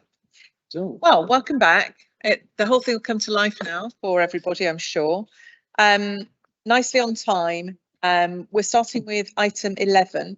Now, Amanda, it says here you're leading this update. Is that right? With Sean and Emma? No. Emma's leading this item. Yes, Okay. Yeah. All right. Yes, you would like me to become the finance director, I can assure you, you definitely wouldn't. It's in Jane's absence, it's got me as the exec lead, but Emma's here to present the paper. Okay, Emma. Thank you, Blake. Thank you, Chair. Thank you, everybody. So obviously taken as read, I have got the pleasure of presenting the year-end position. So and as you can see within the body of the report, actually it's incredibly positive news for the financial year that we've just closed. I wasn't going to go through it sort of line by line, but very happy to take sort of questions as we go. But just to remind people, obviously it's been quite a challenging year from a financial point of view, not least around the resources available, but the practicalities of the financial year, in that we had 3 months as 6 CCGs. And so we completed 6 sets of Q1 annual accounts. Stuart will recognise and others around the table in detail. So we've got 6 formal sets of accounts for that first quarter, and then we've got the second 9 months presented that have just recently been submitted to both NHS England and our external auditors for review. So they're currently in the system being audited, and at the minute we're sort of responding to all the queries that are coming through in quite a live way, and I haven't got anything that I need to alert the board to from that point of view. But what we also do is present it in the accounts and the year-end position in the format that the governing body and the board have seen previously, which you've got within the body of this report. So high level, the summary at sort of section 1 is that we've achieved, as I say, all of our financial duties for the ICB and indeed the ICS. So in terms of the system envelope, we have delivered a very small surplus of 665k against an allocation of £3.4 billion. So very good performance. I'll come on to some of the breakdown of what that looks like. In terms of capital, we've also, and again, I noticed on the minutes from last time, there was quite a detailed discussion and risk around utilisation of all of our capital allocation. Pleased to report that we have delivered a financially balanced capital plan as well. There is a slight complication linked to IFRS 16, which is a technical accounting change that's come in over the last couple of financial years, which is about how we account for assets on what is the balance sheets of the organisations, and there was separate allocation received from NHS England for that. The reason that it's looking like we undershot on the capital resource limit linked to IFRS 16 is because the impact of IFRS 16 wasn't as great as we anticipated it being. And so it's a technical undershoot rather than a real undershoot, but happy if anybody wants to ask any questions on that front. So in terms of the detailed report that you've got, you can see at section 2 the analysis of the integrated care board's expenditure there. And again, happy to take any questions on those. I think, you know, my reflections within the summary are that we've been highlighting the risks and the pressure areas throughout the financial year. They're the usual suspects around continuing healthcare prescribing, out of area mental health expensive packages that we've just been discussing, as well as some of the independent sector activity that's commissioned through separate contracts. So you can see sort of the financial consequences of those playing through here. what I would say, just to remind people, 90, a significant proportion of the ICB's allocation is locked into and part of fixed contracts with provider organisations. So our influenceable sort of expenditure is quite a bit smaller than the overall allocation that's available. You can see there, as I said, the split by the expenditure headings that you'll have seen previously at the governing body. And then we've also got a presentation of what that looks like at place level as well, because obviously we've had a place lens to the financial position reported through the year as well. So I'll keep going and take questions at the end if that's okay, Chair. Yeah, does that conclude the previous year, or is there more to come? This report is only sort of dealing with 2022-23, so a plan we will consider in part 2 in detail. I was just going to say, so at section 3 you can see there a position around the providers within our integrated care system. So that's the cumulative position of just over 400,000 surplus within our ICS. And then we've taken at section 5 a more place-based presentation of what the financial position is looking like. I'll keep going. In terms of cash, really pleased to say that we've delivered our cash financial targets as well. The cash within the world of system and commissioning is different to that of the world of our providers. We do have a cash resource limit to live within. Pleased to say that we have done so, as you can see at section 6. And particularly proud to say that we've achieved our better payment practice code as well. You know, it's really important as a big sort of economic contributor. It's important that we're paying our invoices on time. And again, pleased to say that we're holding up on really strong performance on that front. So to be honest, that concludes the sort of oversight of 22-23, and let's take any questions on the report as written. I think Stephen's got something he wants to say. Yeah, just two things. One is a clarification, but the main thing I wanted to say is we should at least pause and acknowledge what you've just set out or is there. And that's a system achievement. It is. Because behind the scenes, there's an awful lot of work gone on with colleagues in and our partners across the system in getting us to that position. So absolutely. Yeah, let's pause and take a breath about that. Yeah. Really successful outcome from that year. Yes. And we know we've got a very challenging year ahead. My clarification, I mentioned this before, just to remind the board, and I just might get the technicalities wrong, but when the ICB was established, we've got this 2-year window within which we need to achieve balance. So we've achieved year 1. We have. And what that 2-year window effectively does is write off historical deficit.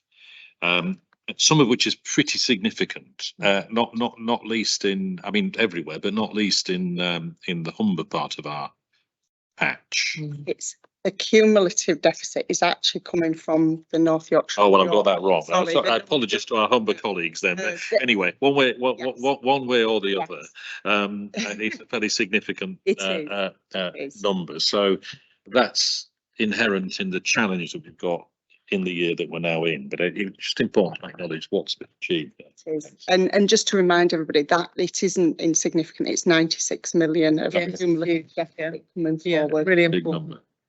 Stuart.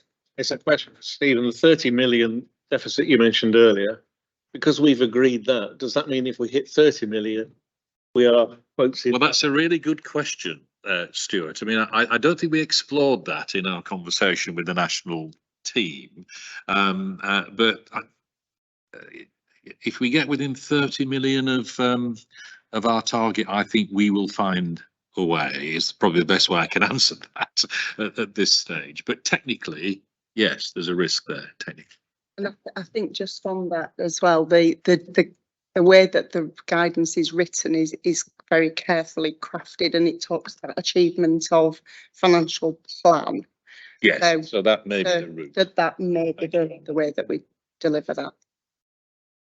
In the trust, we had a very complicated year-end process which involved the audit committee and we had it separate to the board because it was a bit of a thing. Yeah. Are we going to be doing the same? Yes, we are. And so been in discussion myself, Mike and Stuart around the process of review, because as you referenced, the external audit process is very much been handled for the ICB through the audit committee. And we will be coming on to through Stuart's report, you know, some of the options around that formal close down for the board. Do you think we'll be doing that as part of the board, or will we be having a separate meeting to do that? Let me comment on that, Emma. So we're going to have an audit committee towards the end of May, by which time the audit will be well progressed but not finished. There's a board in the middle of June, which is before the deadline for submitting the accounts on the 30th of June is the deadline. So we're hoping to be able to report to the board that we're nearly there, bar a few details, and then ask for a delegated authority to just carry on. If I go to the other extreme, if it's a right shambles, we won't ask for delegated authority. We'll have to come up with some method for reporting back the board as a whole. So hopefully we'll be able to tell you in the middle of June that we're right on track and ask for authority to sort of sign them off out with. Okay, but you do need the board to do that, do you? We'll come to the board on the 14th of June and, as I say, either ask for delegated authority because we're well advanced, or well, maybe we need to talk about this outside the meeting, Mike, just in case it's too dominating for the meeting. Don't think we'll hear. Yeah. Yes, okay. No, that's fine. And I think the key is about making, you know, as I've reflected it has been quite a complicated year because we've had 6 sets of what was clinical commissioning group accounts. We've got 1 set of ICB accounts, and so the audit process is much more involved than it maybe has been previously. However, I'm anticipating we're answering all the questions. Okay. Yeah, I just, not to labour the point, but I would expect all of that to happen outside the board. Yeah. Subject and that delegated authority through you, Stuart, and the audit committee. We are required to sign off that position, and I think we would be hopeful we could do that, and that will be the point, I guess, to raise any issues if there are any, because I mean it's such complex business that it's better that it happens, think, outside this setting. Just finally, if I may, Chair, you know, I think we've got the start, although the financial position for 23-24 is very challenging, and we'll come on to some more of that detail. One of the good things is that we will have a single ledger, we will have a single line of sight from the 1st of April, not least around our establishment costs. And I know that's been an ongoing huge change. It's been an ongoing challenge throughout the financial year we're closing. So I'm quite excited about the efficiency that we'll achieve by having a single ICB from 1st of April from a financial ledger point of view. Yeah, lovely, thank you. Any more questions for Emma? Anything anyone would like to say, comment? That was really comprehensive. Thank you, Emma. Appreciate that. Let's move on. This is item 12. This is to you, Nigel. This is the clinical and professional update. Thank you. So this paper, short paper, just outlines what we've been doing around some aspects of clinical policies. And if I just recap, as we remember, 6 CCGs come into 1 ICB, different levels of policies, and how we start to align those. And what we've done as a process is RAG rated those and started to go with the high and medium risk ones first. I suppose what that highlights, though, is there's a bit of learning by doing with this, because we're getting into the knotty and meaty issues quite early on in our journey in the ICB, but maybe that's not such a bad thing. And I have been talking to Saskia about how we can maybe take that forward outside of this with the various committees to make sure that we align our approach and get it correct. So just to explain what we've done is that there has been 3 policies that have come through to discussion, and then they've gone to the quality committee as well for assessment of really the process that we've gone through. And many of you will maybe see it in the press around continuous glucose monitoring, and there's quite a high level of political and elected member interest in this, as well as understandably diabetes groups as well. So there is this thought about how we take this forward, about continuous glucose monitoring. And the clinical and professional group did agree that this was something that we wanted to pursue, but understood that there are financial implications around this. So there's further work to be done outside of here, but also through the various committees to look at what that means from an implementation point of view and financial implications as we go forward. The other one that is a legacy issue from certain CCGs was a health optimisation policy, which postponed certain elective procedures before there was certain criteria met. This was BMI and smoking, and again, this has been in the public domain quite widely over the last 5 to 6 years, and mostly across the Vale of York CCG, North Yorkshire CCG, and parts of East Riding. So it is well known.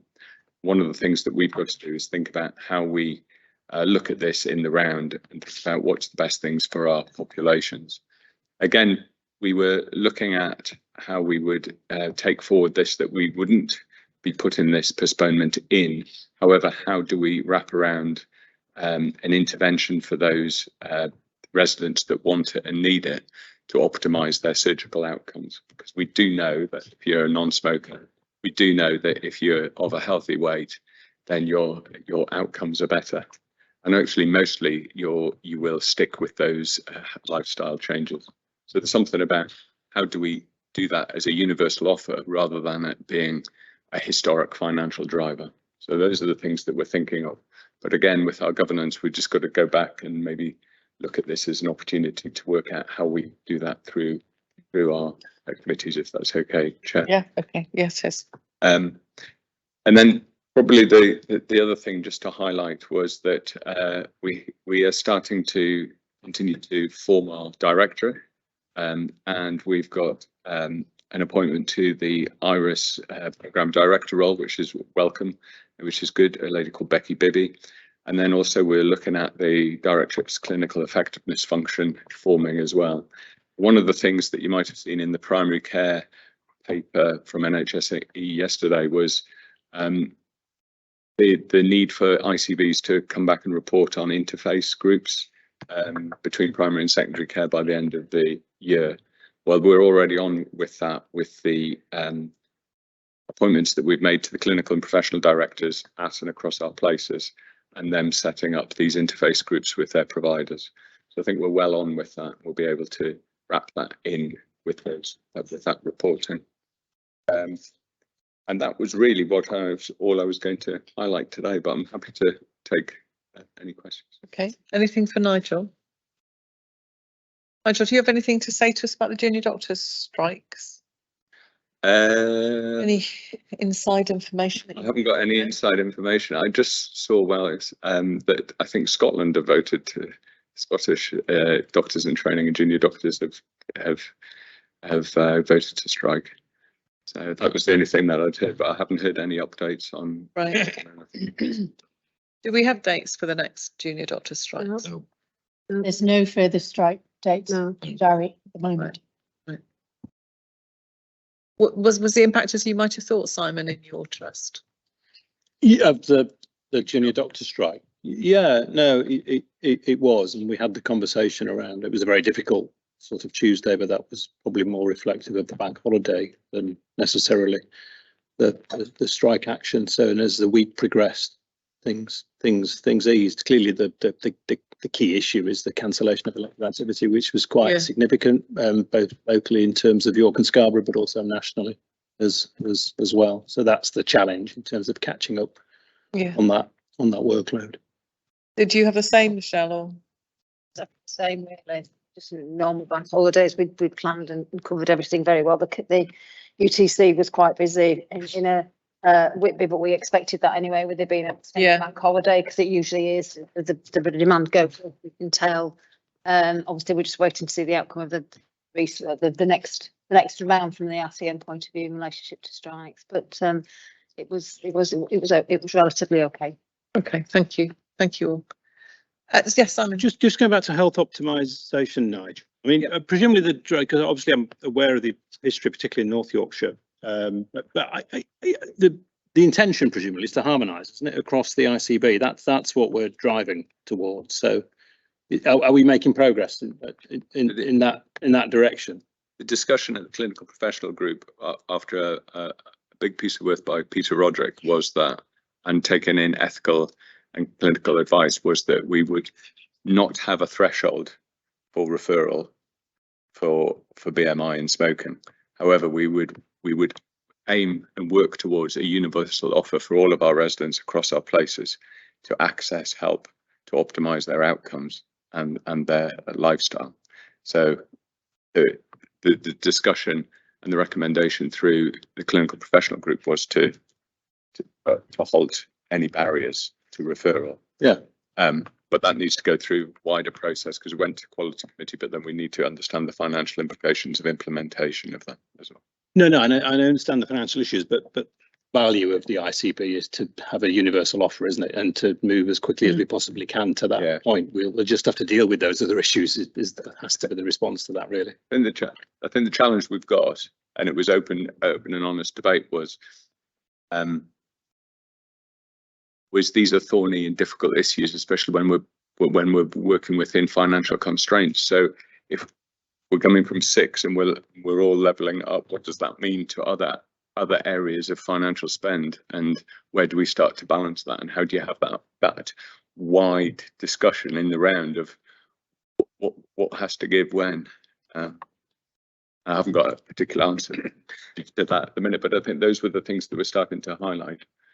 Because if we look at that in silo, everybody would say that's fine, but then we've got to look at it as a wider system, haven't we, about what's the importance and where we're investing. And I know Stephen said that in the past about where we invest for the greatest value. I mean, I think this is not to dwell on it too long, but it's interesting, Simon, the term universal. And I mean, in this context, because if you then think about that in relation to the population and the drivers and the limited resources, I think it flags some of the challenges you're referring to, doesn't it, really? I mean, even in the smoking arena, we are not spending a great deal of resources in the overall context of our budget, but where we are spending them is differentiated. So there's an interesting, and I'm just flagging the issue. It's not looking for any sort of resolution, but I think some of the choices that we are going to need to make as we get more sophisticated around our population health approach and understanding the population is going to challenge the notion of what's universal and what, and how you might need to.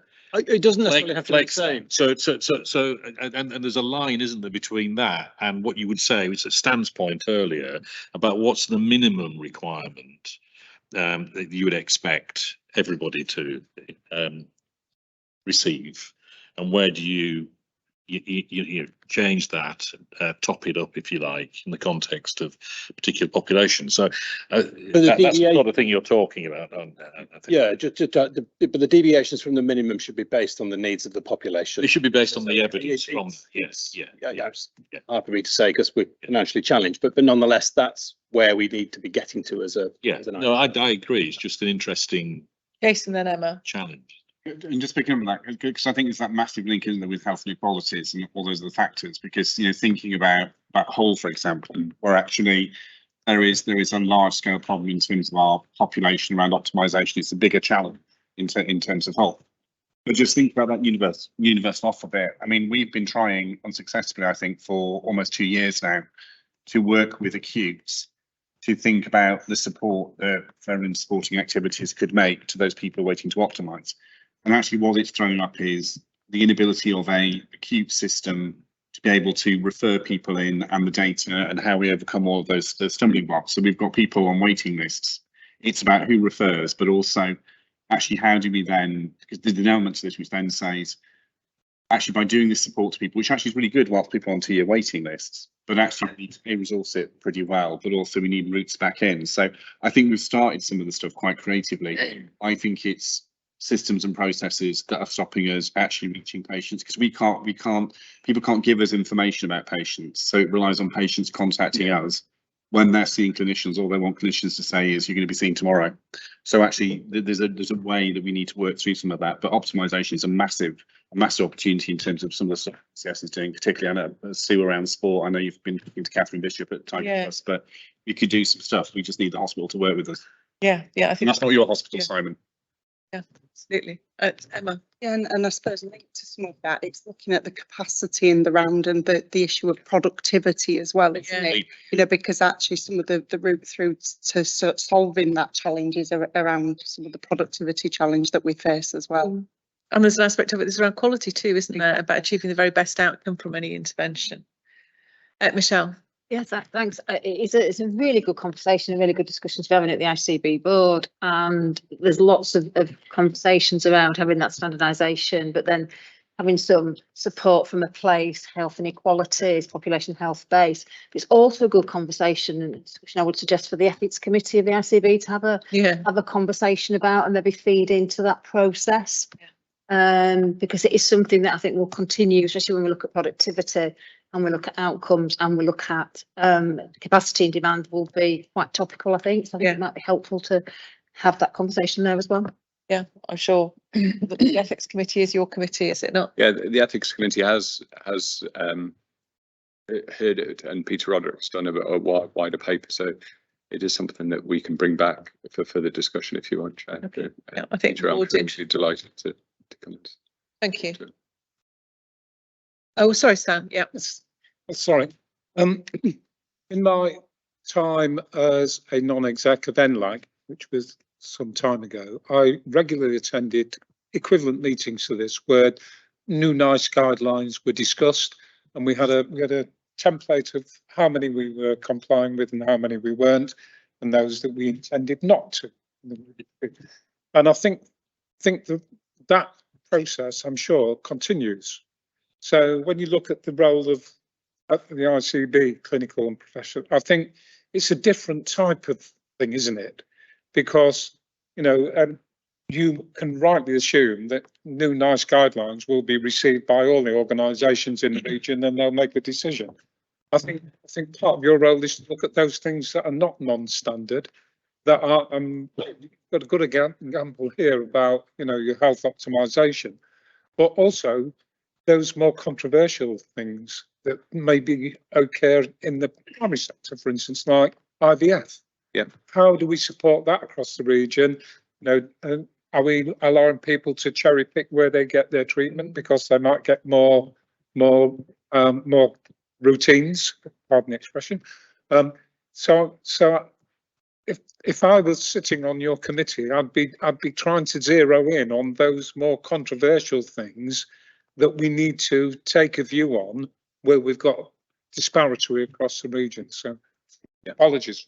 Yeah, no. Thank you, Louise. Yeah, and I suppose it's always about connecting back to place, isn't it, and connecting the system to itself. So if we want to support somebody to optimise their health, do people know what's on offer? So in terms of our access to leisure services, access to other forms of physical activity, thinking about, do we have stop smoking services? If not, why not? And who are they targeted at? So again, it's looking at what we would want optimising in the context of place and what services are available, which is why we need to join up our thinking around how we invest in public health resources and how we maximise community voluntary sector offer sits in place.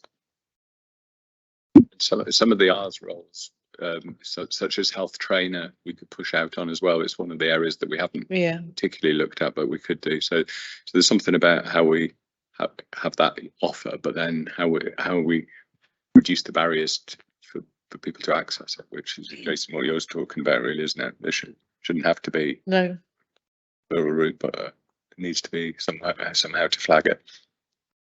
But just if we have a moment, just an interesting observation to make about our conversation. I mean, we've come into it, haven't we, in relation to the sort of specific in the paper and so on. But to what extent should we have a framework that's reflecting this conversation for the ICB? Because there are threads that run through the pathway from end to end. So I can't sit here and assure myself that we are clear about what our priorities are. If you accept those priorities about where you get the biggest bang in terms of healthy living and outcomes for your book, do we actually understand that? I don't think we do. I said, don't answer the question, but that framework needs to be available to inform the conversations you're having. Some of it, and going back to some of the things that Stan's been talking about, you've been saying, Louise. So that's what the ICB is for, isn't it? Trying to create that framework, and then you want local leaders using that differentially in each place. So I think we're moving towards that, but I think it's probably worth articulating. That's something we need to keep high on our agenda. And what's really specific about this year in that context is the quality, efficiency and productivity programme, because at the heart of some of that, when we get into the detail, and all this is about, you know, specific clinical pathways. It's not necessarily all joined up with wider inequality and so on, but some of that's exactly in this territory. And there's an awful lot of things you could eliminate from those pathways, which we're planning to do, that gets us through to where it's what Simon was talking about. We'll be having the conversation here. So there is something about, I think, within the context of your report, keeping this live on our agenda. If I could suggest that, but obviously good inputs from it. Yeah, I just wanted to come in and just pick up something that Nigel did mention. Actually, that conversation we just had mirrored to some extent the one we had at Quality. Oh, okay. Which I think is perhaps helpful in terms of assurance, because the right sorts of things are being picked up, and some of the more complicated policies that we've sort of hinted at there are coming to Quality Committee as well. So I think we have, you know, whilst there is that wider ICB discussion, I just wanted to assure the board that we are having those discussions at Quality Committee. Great, that's helpful. Thank you. Oh, Amanda. Yeah, thank you. Just one final point, I suppose. Just we mustn't forget that one of the most important health interventions we can make is to support people to stop smoking. And actually, whilst we've got challenging waiting lists in all of our acute providers, the notion of a service that targets people who are waiting, particularly the longer waiters, to support them to stop smoking is absolutely the right thing to do. And it builds on the work that we've taken through this board and our commitment to the Stop Smoking Champions and the investment we've put in that service. And I think it is a really difficult environment to get into, but from my perspective, if actually we are really supporting people to stop smoking, really supporting people to lose weight and become as fit as they can be for the planned surgery that they're having, it's absolutely clear that the outcomes they have are better. And having done a lot of the work a few years ago in North Yorkshire around the health optimisation, it was very much about getting those positive outcomes. And we had a number of patients that we engaged with through their journey, many of whom lost a lot of weight, many of whom lost weight and reversed their diabetes, many of whom managed to stop smoking and actually became more physically active than they've been for a number of years because the smoking really hampered them around that. So I think we've got to balance it in our ambition around reducing inequalities through improving population health, and not just through the lens of it's purely about saving money, because it's not. And sometimes we need some tipping points in some areas in individuals' life journeys to just help and support around that weight loss journey or health improvement. Thank you. And Andrew. They're very, very valid points, and I think one of the things that I've learned over a long period of time working in Hull is that I think you can take smoking. I think you can take, once you stop smoking, there's weight gain, there's all that sort of stuff. So for me, it's like pre-ablement, and I think it's how we construct that pre-ablement approach into a package which is about surgery. So when you actually sort of like put that people need to lose weight to get knee surgery, there is quite a lot of that nudge theory stuff that people go, right, yeah, I'll try, and then how do we support them?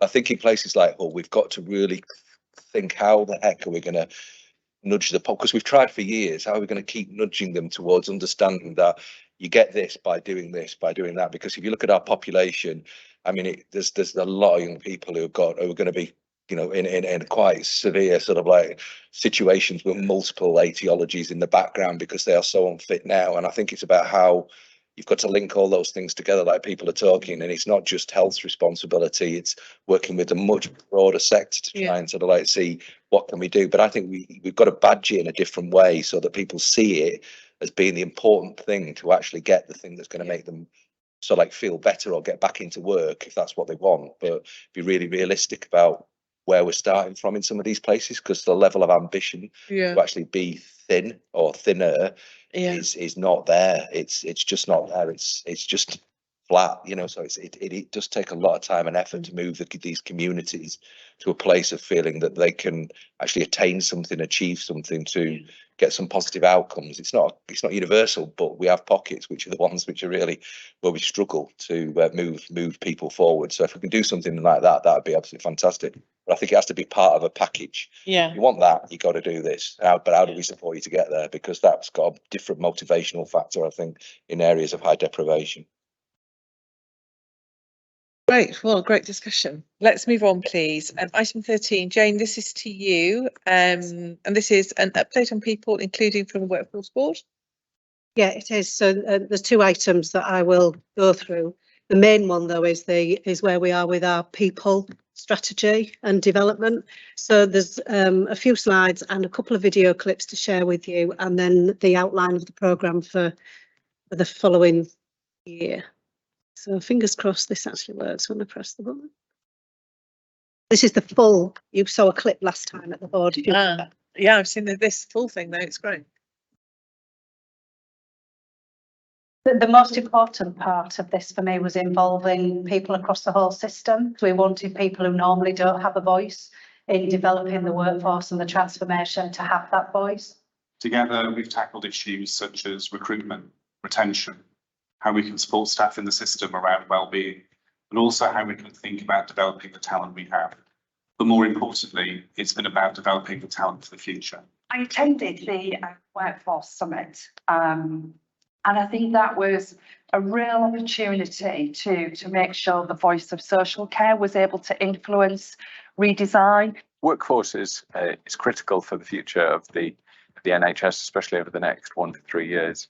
And I was really keen that the clinical voice got into that discussion piece. What I wanted to get out of it was seeing that education was included within the actual work itself, but also to make sure that the needs of education were taken on board and what planning we will need for future workforce. It's a privilege. It's nice to be there, actually be there and be able to be heard, and to be able to turn around and sort of say, oh, yes, but. We don't always get a chance to make sure that we're represented in the places where decisions are made, thinking about sort of joined up solutions rather than doing it in different silos, which has perhaps happened in the past. I think it's really exciting to see that the voluntary community sector is now seen as an integral part of the health and care transformation. We feel seen because it feels like we've been howling into the wilderness for years.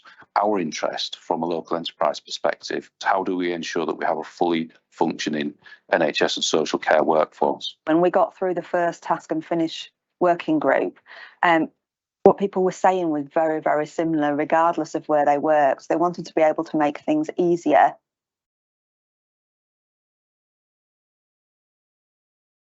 I was interested in the international recruitment bit, and especially the ethical international recruitment. I wanted to change the thinking around care at home doesn't mean district nurse or domiciliary care going in, but that wider aspect of voluntary community sector and people actually having the tools to be supported to do things themselves. We are looking at more closer joint working and facilitating sort of portfolio careers. We no longer talk really about service provision. We talk about what will help the person, and we talk about who could do that. And not necessarily does that always have to be public funded sector. Myself and some of my colleagues are going out to some parts of India to talk about international recruitment and to partner with colleagues out there as well. Thinking about how do we bring together a common induction so that we can have an induction for the whole workforce across health and social care and voluntary sector, so that we're following common principles, but more importantly, the same language. So I think for us, it was identifying that, you know, we do have to have a common language, common goals and common principles. We'd like to make it easier for people to volunteer within health and care. That we might be looking at training, having a shared training package. So what we're looking at doing is finding an electronic platform where you can go onto it with good, simple clicks that will give you your directory of training, your directory of development. I think what we've found is that some of my team, some of the digital teams are linking up with people that they wouldn't across health and social care. So some of the district nurses in North Yorkshire, for example, linking in with our Be Independent, and Be Independent colleagues linking in with the community voluntary sector in a whole different way. First and foremost, we had over 52 people that joined the group consistently as well, and they were from health, social care and the voluntary sector, which was fantastic. And it's put people together, because organisations do business with each other, but it's people that actually do the work, and knowing who to go to, not just for the big things, but for the little things.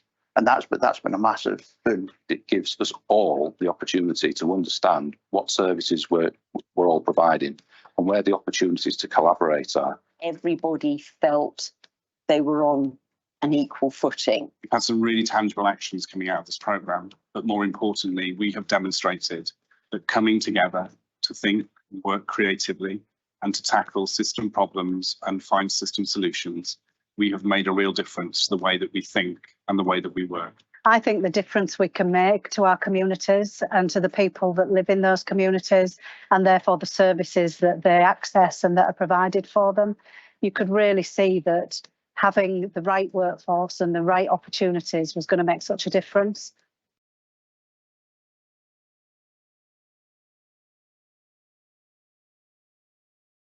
I wanted to share that because that was the 180 days, and a lot of the 180 days, that first 6 months, was around building relationships, not necessarily outcomes or outputs, although I'll go further on and say where we've got to with all of that. So that took us to the end of March, and then we've been developing recent weeks. What does that mean then for 23-24, and what's our plan going to be for that? So to do that, we looked at the staff surveys, and we've pulled together just a small animation, which I'm going to share now, which we did at the summit, which just sets the scene for what we're going to focus on in 23-24 and why that's important.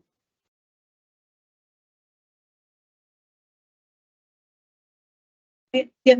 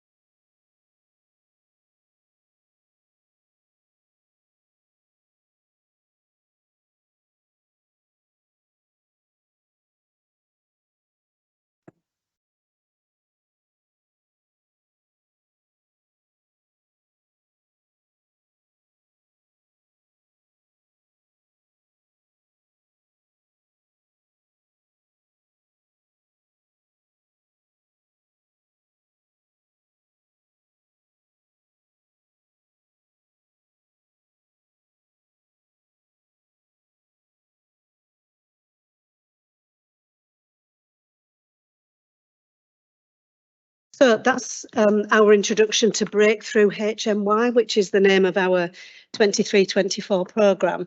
You can see, and that was based on real quotes from the staff survey, so you can see the challenges that we're facing as we're developing and working through our 5-year strategy, and it can make you go, can't it? So we came together on the 26th of April. We took the learning that we'd got from the 180 days for the last 6 months. Prior to that, we'd road tested some of the ideas. You'll remember we shared them at the last board meeting through a colleague survey. And then we also knew that we were going to hang our 23-24 priorities on our strategy coat pegs. So they are for the 5 years. It was captured. We had an artist with us at the summit who captured our conversation for the day.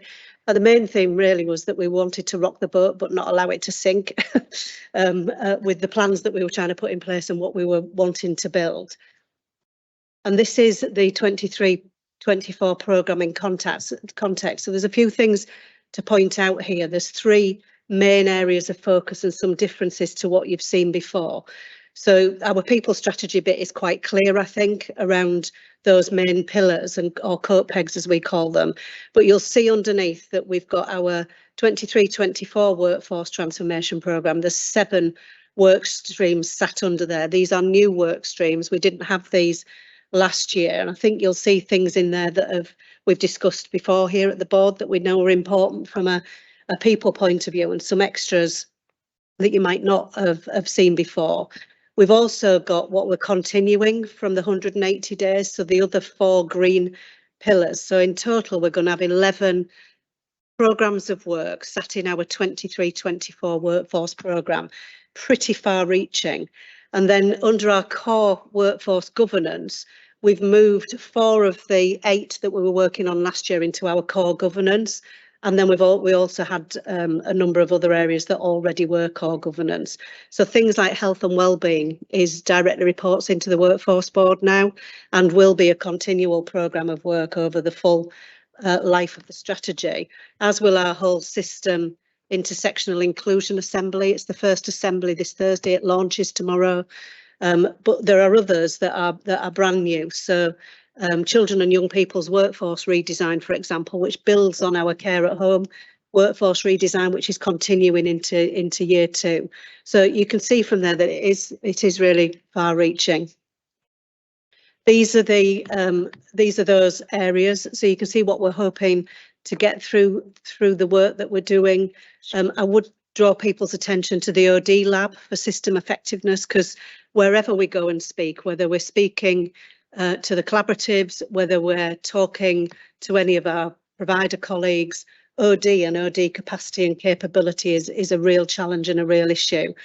So we are going to bring together as a community of practice the OD people that we've got in the system, but we're going to use that as a think tank for how we want to do work across the system. So that's just one area that I would pull to mind. We've got a couple where we're going to develop those with the people that lead.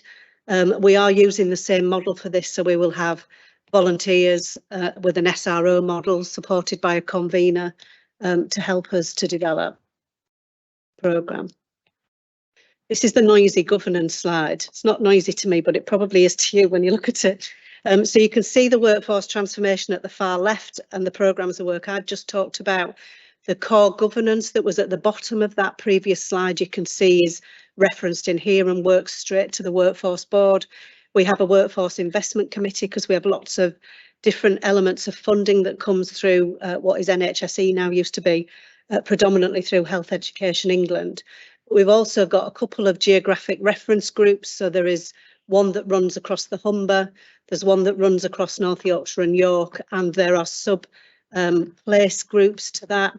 And then we've got the sector and professional reference groups, which cover primary care, adults and children's social care, our AHP colleagues and any others, and the collaboratives sat underneath that.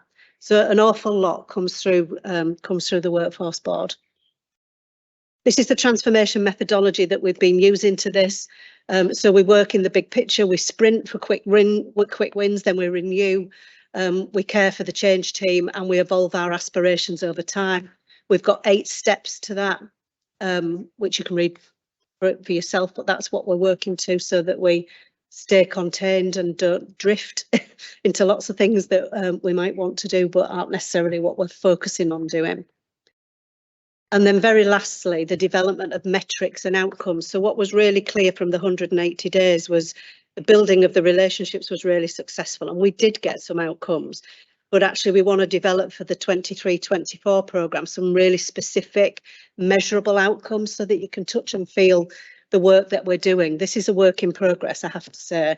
This is our first thought process around what we will have in there, and we'll develop that as a key element of each of the task and finish groups as they get up and running in coming days.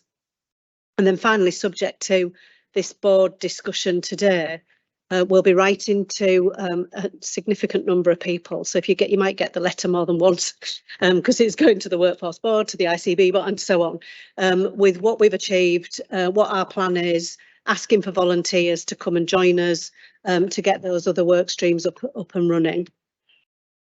That's it, other than anything Jason might want to add in that I've omitted. You covered it really well. I think there's something about the connectivity of the workforce piece to the wider system as well. So actually we need to really make sure that workforce is part of our conversations in different parts of the system. And the other bit, and just going back to that whole thing around the inclusion assembly. So the whole equality, diversity, inclusion agenda has to flow through everything. So we can't have conversations around recruitment without thinking about barriers and challenges. We can't, we need an honest, kind of uncomfortable at times conversation about retention. But very much as a programme, this starts to knit together over that 5 years. We've started really, really strongly. This builds on. These are the new priorities for this year. Actually, as we gather this, we start to kind of measure the effectiveness of what we do. We are building a workforce movement. So we've started with 220 volunteers from across the system at a point where we are most challenged. We will continue to build that as we kind of go through over the next year. And I think the enthusiasm in the room that we had at the summit, and Stephen was part of that, really shows we're talking about the right things, and also more importantly, we are doing this in the right way, in a very different way, which challenges the way that we've done things before. But actually the benefit of those people being together, working across organisations and sectors, is really starting to give us a very different approach, a different solution to workforce than where we've been before. Thank you. Very, very clear, Jane. Any further comments for Jane? Stan and then Charlie. Sorry. If we refer back briefly to the presentation on finance, it's clear that across the piece, certainly within the acute sector, there's a differing reliance on agency within our organisations. And I think it's something maybe on Jane's job card to look at those outliers within the ICB where the portion of agency is higher than we would like it to be, and try to investigate the underlying causes for that, whether it's geographical, whether it's cultural, whatever it is, and try and plot that into this this workforce strategy that you've just presented. Thanks, Stan. It's a work stream so it's one of the 11. So you're right, there will be all that work going on. We did have a very short task and finish group last year that I led, understanding where we're spending, particularly around the agency spend. And when you look at our operational planning, you will see that an awful lot of the provider reliance is getting much better, i.e. reducing their agency spend, which is a challenge. Thank you. Are we ready to move on? Charlie. Oh, Charlie, sorry. You forgot me. I did forget you. I thought that was brilliant. And I thought it was brilliant because it was so stark and so honest. And you don't always see that. I think so. Jason, Jane, fantastic. And it shows the need for, the words are up there, transformation. At the root cause of, I guess, most of those comments that you picked up from surveys is money. There isn't enough money in the system to ensure rewarding jobs, to ensure stability, for people to manage their student debts, whatever it is. And that's a constraint which isn't going to go away very easily or very quickly. And that underlines the need for transformation. I think this is where the potential of partnership really comes in. If you want transformation, you've got to make sure that the providers of people and skills for the NHS workforce are part of that. So look at my place. You want to change something in what we offer in our curriculums, you've got to be some years ahead in order to get the outcomes that you want.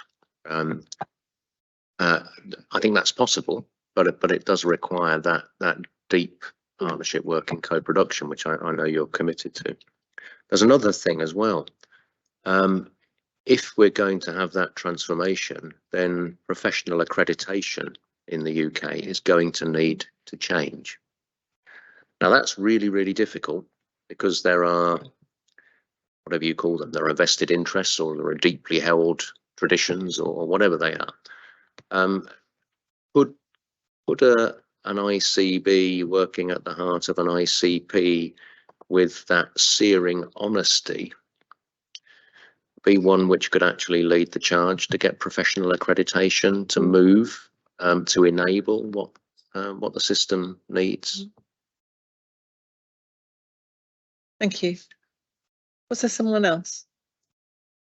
Well, if I may, although it's I don't want to let that contribution pass before I go to say what I want to say, because I do think that having had some insight and involvement in what we've got here, that's really important, and it will be in mind in how we develop this. And I think this point about I was just saying to the chair that really, if you looked at any of our strategies, our big picture strategies, then that searing honesty, as you put it, is really important to do, because a lot quite a bit of this reads across into those areas.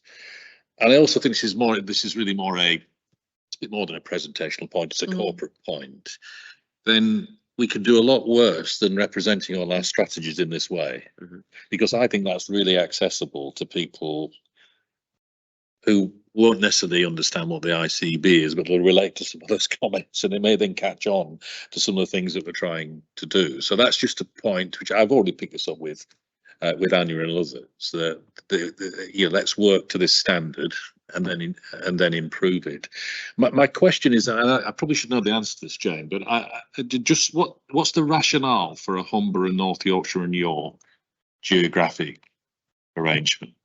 It challenges some of the things we're talking about. So I just want to understand, I'm not saying, but what is that rationale?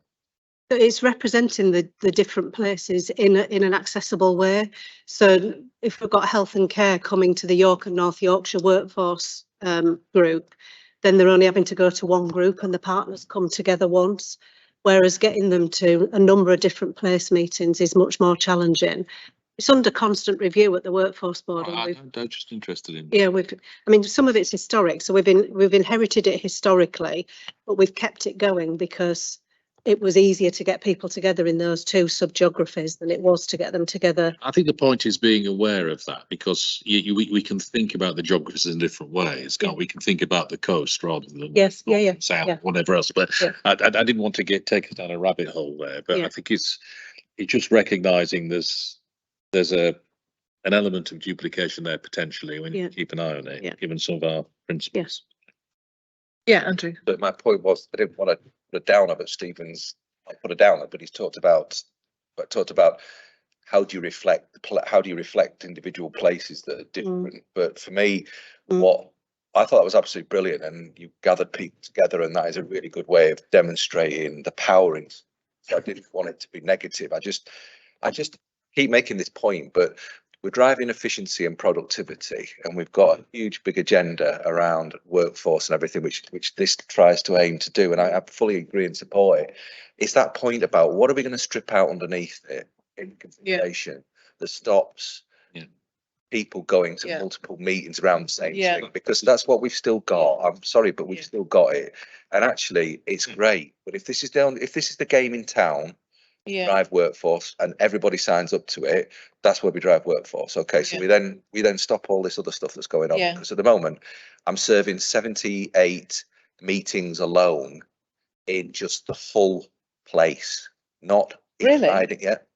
78 separate, there's 78 separate different meetings in Hull Place where people are expected to be engaged about driving most of that agenda, most of other agendas that we're trying to repeat. So I think it's about just getting reality checks on what it is places want from us as providers, but what does the ICB want as providers? And actually we can sign up to something as long as it's delivering for what we want, and as Charlie said, how's it influencing? And I think ICB is a good place to influence some of that debate around what do courses look like, what does registration look like and stuff. So I think it's absolutely great piece of work. I'd just like to put all the rest of it out just so that we can support that properly, really. Point very well made, Andrew. So we go Jason and Jane. I suspect we might be saying the same thing, but so in delivering this, we deliberately took a different approach that wasn't about 78 meetings. And when I said to the system, you're just going to have 3 meetings. You have a meeting to talk about the problem, a meeting to talk about the solution, and the third one about how to make it happen. I thought I'd swarm at people because people were horrified that we were trying to do something. It was only 3 meetings, and they were like, "Oh my God, what do you mean? We need loads and loads of meetings." The reason why it's really worked is because we've taken that very different approach that says, if we cut out all of that guff around it all, and we just say, we need a conversation about this. What's the ideas in the room? How do we make it happen? Who's going to do it? And actually, the way we've worked this is we've been really, really honest that we need the system to do the work. So this hasn't been about the team doing all the work. This has been about guiding, supporting the system to do the stuff the system has wanted to do for years, but has never been given permission to do. And I think there's a lot, I think, in terms of the way we've designed and delivered the programme, with a lot of guidance from our independent consultant, Belinda Weir, that actually is really transferable to how we work across things, because it's really action focused. It's really about outcomes. It's really about tangible. It's about building relationships. And also the really interesting bit, which was also slightly controversial, is we've involved people at different levels in different organisations. So it hasn't all been about the big top leaders. It's been around who else in the organisation. So when we talk about piece about talent and succession, which is a priority for us next year, this has to be, how do we liberate people in the system to do stuff, and how do we support them to get an idea about what's happening over here? So there is a lot of stuff, and I apologise if this felt like another 10 meetings on top of it, but 3 meetings, you can achieve anything in 3 meetings if it's guided well. That's what I say. Jane. I wasn't going to say the same thing, although I was going to begin with the same thing. I think we will have the answer to the point that you're raising though, Andrew, because we've used some of the Health Education England money to create some infrastructure which will allow us to work closely with Place and with collaboratives around the workforce plan. So then it will be connected to the programme. There's a timing issue with that because they're not going to start till July, but I think it'll come. Michelle. Thanks for that presentation. Picking up a little bit what Andrew said, I think if I mapped out certainly my organisation, it's probably more than 78 to be honest, because we're in all top 6 places. But I think I'll go back to a comment I made right at the inception of the ICB. I think what for me, it's not about, I think, necessarily liberating staff to do things. I think it's about supporting provider organisations in some respects to do that transformation and to support providers when we get into not regulatory issues, but we get maybe a bit of pressure from the centre, or we're doing things in a slightly different way.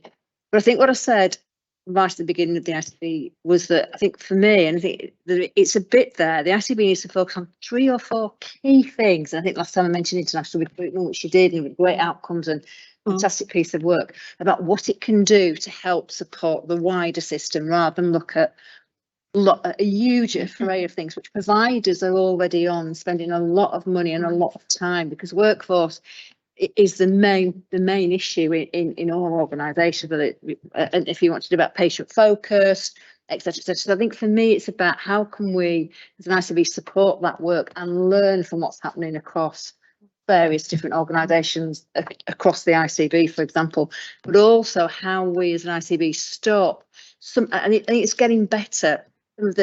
And what referred to in the film, people moving from organisation to organisation. Yes, we can make it quicker if it's for developmental purposes, but how we stop it if it's for particular other reasons or incentive payments or whatever. And I think that's the conversation.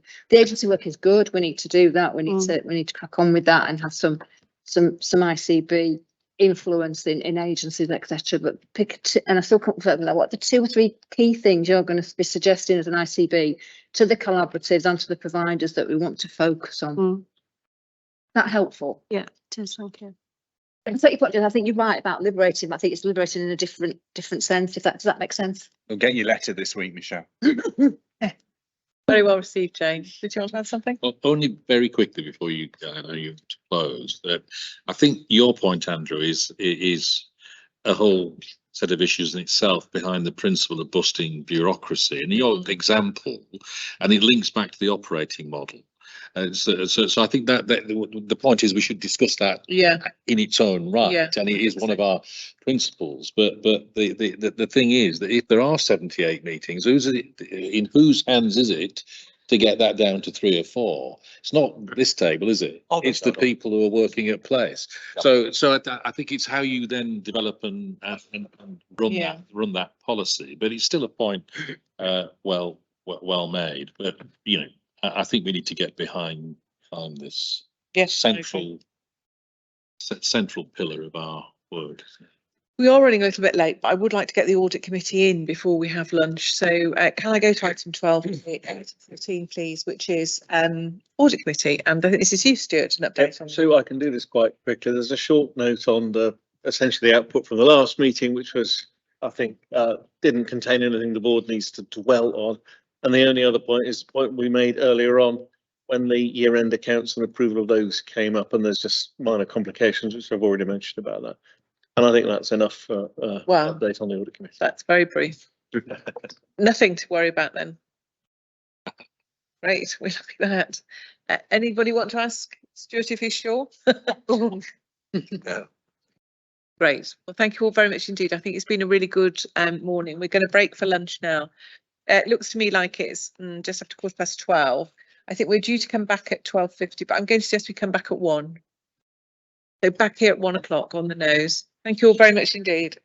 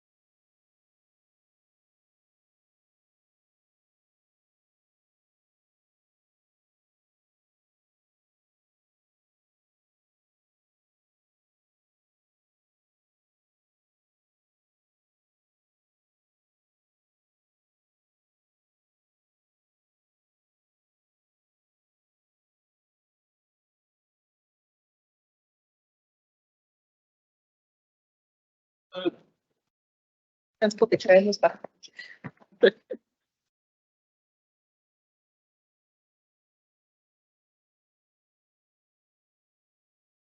I'm getting.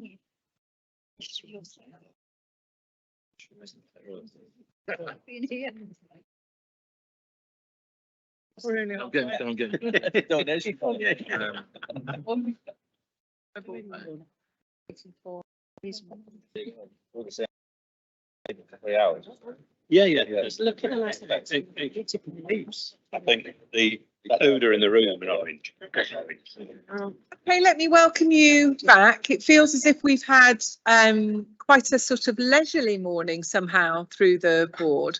And Stephen and I have both been surprised to spot that we're only halfway through the public meeting. So there's still quite a chunk of the public board to go, and then we're into our private board meeting too. So let's begin with item number 15. This is the refresh of the Integrated Care Partnership, authored largely by Karina. But I've taken huge and great interest in this. You've had an opportunity to read the paper. As you know, from the very beginning, we have said that the powerhouse of our organisation will be our Integrated Care Partnership, the place where partners come together to do the right things at place. We established our ICP in time to write our strategy, which the ICP did, and that's all documented here. But we last met in February. So we needed to take the feedback from the existing ICP and think about what a new ICP would look like. And this is our plan for how we plan to work with the ICP. Now, what's really important about this is the ICP is the sister board, if you like, sister committee of this board. And what I've tried to be is really, really clear about the remit of this board versus the remit of the ICP. They're very, very, very different. But that relationship, as Karina and I have spoken of it on many occasions, is symbiotic between the board and the partnership. This board is the NHS type board. We're worried about money, we're worried about performance. The ICP is worried about the future, it's worried about the wider determinants of health, it's worried about all those things that give us a longer term future. And that committee is equally made up of partners. So we wanted to be as creative as we could be around how we set up the Integrated Care Partnership to give it the best possible chance. We remain absolutely committed to working with our local authority chief executives, and we know that we have to provide them with really great meetings, with really good work going on in the meeting that keeps them stimulated, because they're very, very busy and very, very senior people. So we had to think about how we might go about establishing ourselves. So if you just go to page 6 of 7 on the paper, you can see what we set up. We're going to create a day quarterly for the Integrated Care Partnership, so not monthly in the way that we meet, but quarterly. And that day will begin with a Chatham House rules conversation between Amanda, Stephen and Jane, most probably, with our local authority chief executives. That's an opportunity for them to have a conversation about the things that are on their minds. We're then going to add to that mix our place directors to talk with that group about what's going on in the individual place. But at the same time, we're establishing a futures group. So this is a group that brings together all those things that fall into that forward-looking bucket of activity: digital, iris, things we want to do around inequality, things we want to do around population health, things we want to do around talent and succession, and brings those all into one place. So this is all the things which we think will make a difference to us in the longer term. And Charlie very kindly is willing to chair that futures group. So the partnership will meet the place directors, the place leaders, and our executive. At the same time, this futures group will meet, which will be talking about innovation, how we move forward. And then we'll bring all of that together. So the two speak. And then we'll have lunch and we'll invite all of those partners together to network for an hour or so.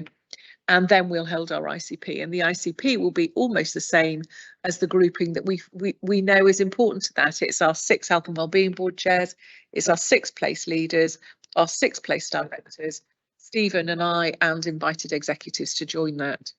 So it's quite a complicated structure, but it was impossible to imagine one meeting that could possibly have done all of that. You'd have to have about 70 people in the room, and how would you ever construct an agenda that worked for everybody? So breaking the day up in the way that we've done, we think allows all the right conversations to happen, bringing us to the right outcome. So for me, in my thinking, you know, my month, I don't know how yours are, but the most important part of the month for me is always the board meeting, and everything. I do things all the way up to the board to make sure it's as good as we can be. And then when it's happened, we have a little bit of a breath, and then we're waiting for the next one. The ICPs will be very much like that. They will be the absolute focus of our battle rhythm, if you like, quarterly, those integrated care partnership meetings. And my aim is that there's absolute parity between the partnership and the board, the integrated care partnership and the integrated care board. So that's what we're working towards. The other thing that the integrated care partnership will be responsible for, and we've talked about this a lot, is how do you get together that wider leadership population? You know, we've talked today about we really should be working with the army. We really should be working with, you know, you could probably name 250 different people, couldn't you, from different organisations who should be cited on what we're doing, and we should be cited on what they're doing. So we're calling them our wider leadership population. Our aim is that we bring them together twice a year in a symposium where we share some of what we're doing, but we also give people the opportunity to learn some of the things that we know. And just talking to Charlie before we began this morning, he said, how about taking the Child of the North to a group like that? You know, that incredible report. So if we want local businesses, we want the army, we want you know, those people responsible for green energy on the Humber to attach to our agenda. Let's give them the information that they need, and let's show them that we're a really, you know, we're an organisation that's busy and got purpose, but that they could be part of. So it's a new iteration of something that we've done before. It's a little bit complicated. It'll take a lot of choreography to make it work, but I think it's worth it because I think it will deliver the thing that we need and want. Now, Karina, I don't know, do you want to add anything to that? No, thank you, Chair. And I thought Charlie might want to say a little bit about the Futures Group as he sees it. Thank you very much, Chair. As I see it, is the right phrase, because this is not yet discussed with others. But I've been very conscious since I've been a member of this board about the 4 aims that ICSs across the country are meant to work towards. Improving outcomes in population health, tackling inequalities in outcomes, experience and access, helping the NHS support broader social economic development, and enhance productivity and value for money. And in a sense, everything we talk about is doing those things, but it's doing them often in a way which is complicated or crowded out by whatever the current issue is, whether it's a winter crisis or industrial relations or has been COVID, of course. So the thought is to provide a framework which would do 2 things. First, to enable much more systematic thinking beyond the near term. And I've toyed with the idea of setting up the Futures Group with a remit which bans talk of anything which has impact within the first 3 years. So saying it's beyond 3 years that we're looking at here. And then secondly, and I think this is really crucial, to amplify the reach and the capability of the system through partnership. And I think, and it's set out in the papers, so we have really good internal partnership with anchor organisations, with voluntary sector organisations, with those organisations which express patient voice. What we don't necessarily have is deep partnership with outside organisations which can contribute a lot. I'd take universities as one example of that. RFE colleges are another. I think the private sector more generally is one. So I think if we can find a framework which moves beyond the near term and which mobilises all of the relevant partners so we can draw on their capability, then there are 4 work streams where I think that can really bring a difference. One is in that field of research and innovation.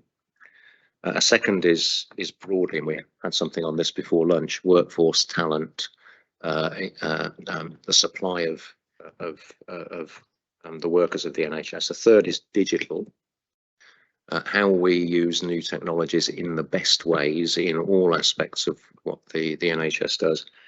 And then finally, and it kind of wraps around everything else, population health and inequalities. And I was talking with Louise about this earlier, about how we might work better to capture that brilliant network of public health organisational activity and directors at the local level, with those longer term perspectives about how you can think about interventions which will, make you redundant in due course, Louise. So that's it. Thinking beyond the near term and amplifying what we can do through the benefits of partnership. Thank you, Charlie. And you can see that this approach protects the here and now stuff, so the things that we have to be very interested in around performance and finance at this board, and it protects the looking ahead stuff as well. Well, one doesn't drown the other one out, as Charlie described. So it's slightly ambitious, but actually I think it's perfectly within our gift to make this work. It's quite exciting because I think it's a little bit different. We're pleased to be working in partnership more. So we're asking the board to approve this new operating model, but not without asking you first if there's anything you'd like to say, anything that you could improve about this, any words of warning to us. Stan, oh, sorry, Stan then Mark. Just a small observation. I mean, nowhere in the paper does it describe who are members of the ICB and who are members of the ICB. No. Okay. We do know. I don't know whether I'm on both or on it. Okay. All right. Thank you. Thank you. And Mark. Yeah, it's just a question really. The ICS Futures Group, which sounds really interesting, and no doubt talk about some very interesting, exciting stuff. How will that report back to the ICB and or whether that's the right phrase, I don't know. How will we get to know what exciting stuff is coming out of that group? Yeah, we're still kind of working on that, but I think it'd be very much like the way in which you report from the Quality Committee into the board. So we'll report from the Futures Group into the ICB. He will be, we've always described it as a wide open bridge, Charlie. Mm-hmm. Between the ICB and the ICP, you could be walking it. Just gives me more meetings. Yes. Jane, that's how we'll start. We need to make sure we get better. I think my question builds on what you've raised, which is just through the workforce challenges that we've had and making sure things are integrated. Just it's a build on that question, is it? Just make sure that we're not reinventing the wheel in different places. And make sure those connections are there. Yeah. Is that approved? Thank you. On we go. Item 16 on our agenda is the Pharmaceutical Services Regulations Committees in common. I think this is you, Amanda, isn't it? Yes, it is. Thanks, Chair. So I do just want to point out that the decision around this has already been made. Due to time constraints, we were required as an ICB to make an urgent decision to establish this committee to get the terms of reference approved prior to the 1st of April when we took on statutory responsibility. But just by way of background, the board approved the delegation, or that the ICB would take on the delegation of pharmacy, optometry and dental services from the 1st of April. And as part of that paper, the requirement around the establishment of this Pharmaceutical Service Regulations Committee was in that paper. We were waiting for some guidance from NHS England around particularly the membership and the constitution of that committee. And because of the time frame for that, we didn't bring this back in March. We missed the March board. So that's why we then had a conversation, Stephen, yourself and I, around this. And also just to point out that in line with the way that we're working with West Yorkshire and South Yorkshire, it's that we're all taking the same paper and we're working together on this. And what we'll do through the year is determine whether it remains a committee in common, which is 3 meeting at the same time, or we evolve into a formal joint committee. And just for completeness, the details of what's considered is in the regulatory provision as Appendix 1, but it's mainly about closures, contracts, changes to that, rather than any needs analysis, which is undertaken through the pharmaceutical needs analysis overseen by health and wellbeing boards and the local authorities. Okay, so we're happy to ratify the urgent decision that was taken. Anybody not? Okay, that's all nicely done. Thank you. I think we're to you now, Karina. This is item 17. This is Karina is to lead a discussion. The summary report has been shared with members. So over to you, Karina. Thank you, Chair. Yes, so the paper has been circulated, and there are a number of appendices that obviously we shared as well in relation to the independent governance review. So the report presents the key outcomes of the light touch review that we have undertaken on the ICB board and its committees to ensure that we've got sound governance processes operated by the ICP. And I want to pay particular thanks to Sasha, who's here with us today, and Claire Stocks and the corporate affairs team, who have done a huge amount of work behind the scenes on supporting this review. The report itself was very light. Short, reflects the light touch approach we've adopted this year, but the full outputs of the committee's reviews and effectiveness terms of reference, as I said, are set out in the full appendices that feed the report. A couple of things that I want to draw to the attention of the board is the summary of findings of the board's self-assessment, which is section 2.2 of the paper. I think it's clear to say that we were all collectively behind the vision and purpose, and members have confidence and we can speed up decision making. Clarity beyond the board is real positive. There were a number of areas that we identified for development. One we've just discussed under your item, Chair, around the ICP and the parity between the ICB and ICP. Clarity in the board's ability to act or its expectations of others. Balance of the board agendas moving forwards with a challenge laid down to focus on 4 or 5 most important strategic priorities, and the ICB board committee autonomy was reported to the board by exception, the norm moving forward. Section 2.3 sets out the generic the committee specific changes in their terms of reference, informed part by their reviews, again, which are summarised in section 2.4. I think the final point to note is the recommendation from the Finance, Performance and Delivery Committee to appoint an independent member to the committee immediately, with the possibility that that may develop into chairing the committee at a future date. So really, the paper recommendations are to note the findings, approve the updates to the committee terms of reference where applicable, and note the ICB board committee's annual reports for 22-23, which were attached as appendices. Any questions for Karina? Well, in deep admiration to you for the work that you've done. Thank you. Do you want to say any more there? Stephen, anything? No? Nothing to add. Thank you. So we're asked to receive the findings, note the annual reports and approve any changes to the committees, which I think we do. There we are. That's done. And then over to you again, Karina. This is, I think, is potentially a very brief item. This is item 18, the ICB risk management policy. It is, yes. Board members will know that we've spent some time on the development with the board on risk management and the approach to risk management. So this policy reflects our desire to adopt the effective risk management approach that accounts for the complexity of the ICB landscape as well, but achieves it in hopefully the simplest way possible, hence the shortness of the policy. It sets out the ICB risk management philosophy, roles and responsibilities, as well as the concepts such as variable risk appetite and management of risk, as close to the source of risk as possible, enabling the board to focus its time and attention on those risks that give it the greatest concern. The policy will be supported by a risk management framework, which will set out all the detailed guidance, concepts, processes to support staff and committees and others to follow as the risk owners.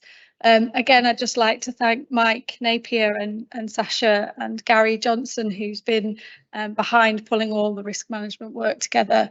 So this policy reflects where we are, and we're just asking for the board to approve it. Any questions for Karina? Happy to approve it. Yep, we are. And 19 is the health and safety policy. Yeah, thank you, Chair. So the health and safety policy, this is just an effectively bringing the 6 CCG, what was the 6 CCG health and safety policies into a single policy. This has required the executive team to just have a few conversations about the crossovers where there were some slight differences between the policies, which we've clarified and brought them into a combined single policy. It includes all the necessary elements mandated by relevant legislation, and is supported by a number of documents which are obviously listed in there. So it's just here for the board to approve. Well, I had a problem with it because I thought it's written as if we all still go to work in an office every day. There isn't anything about lone working. There isn't anything about working from home. There isn't anything about the fact that most people in our organisation don't come into the office anymore. So I thought it wasn't relevant to really the way most people work in our organisation, to be honest. What good's a fire warden to you if you're at home? Good's a first aider on the job? So I realise we've got to have those in the normal place, but it didn't seem to reflect the sort of environment that we work in. But we're still required to have all of those. I can see you've got to have that, but in terms of the health and safety of our staff, for most people it won't matter, will it? Because they won't. We have all the additional policies that the lone working policies and things that support that. But should they thread into this? Yes, they should. But I didn't see that they did. It doesn't refer to them anywhere, you know. So I think it needed a preface that said we recognise that the way in which people work has now changed. This is a policy which is specific for those people based in offices, which most of our staff are for a small proportion of the time, and all the old rules apply. However, when you're at home, what are the rules? And then just attach those then. So it didn't seem relevant to what I see the way in which this organisation works, really. Was I the only one, or did other people? Jason? No, I think that's exactly right, because I think there is something about managing risks differently if people are working in different settings where they're equally important. So actually part of this policy is about saying you need to mitigate as much as possible. So if something happens and you try and sue us, we've given a really clear policy that say, so and it's the same risk if you fall down the stairs at work and you fall down the stairs at home, isn't it? So there's almost something around, and I think there is something about the agility of policies to reflect a different working environment. So that traditional, you're in the office 9 to 5.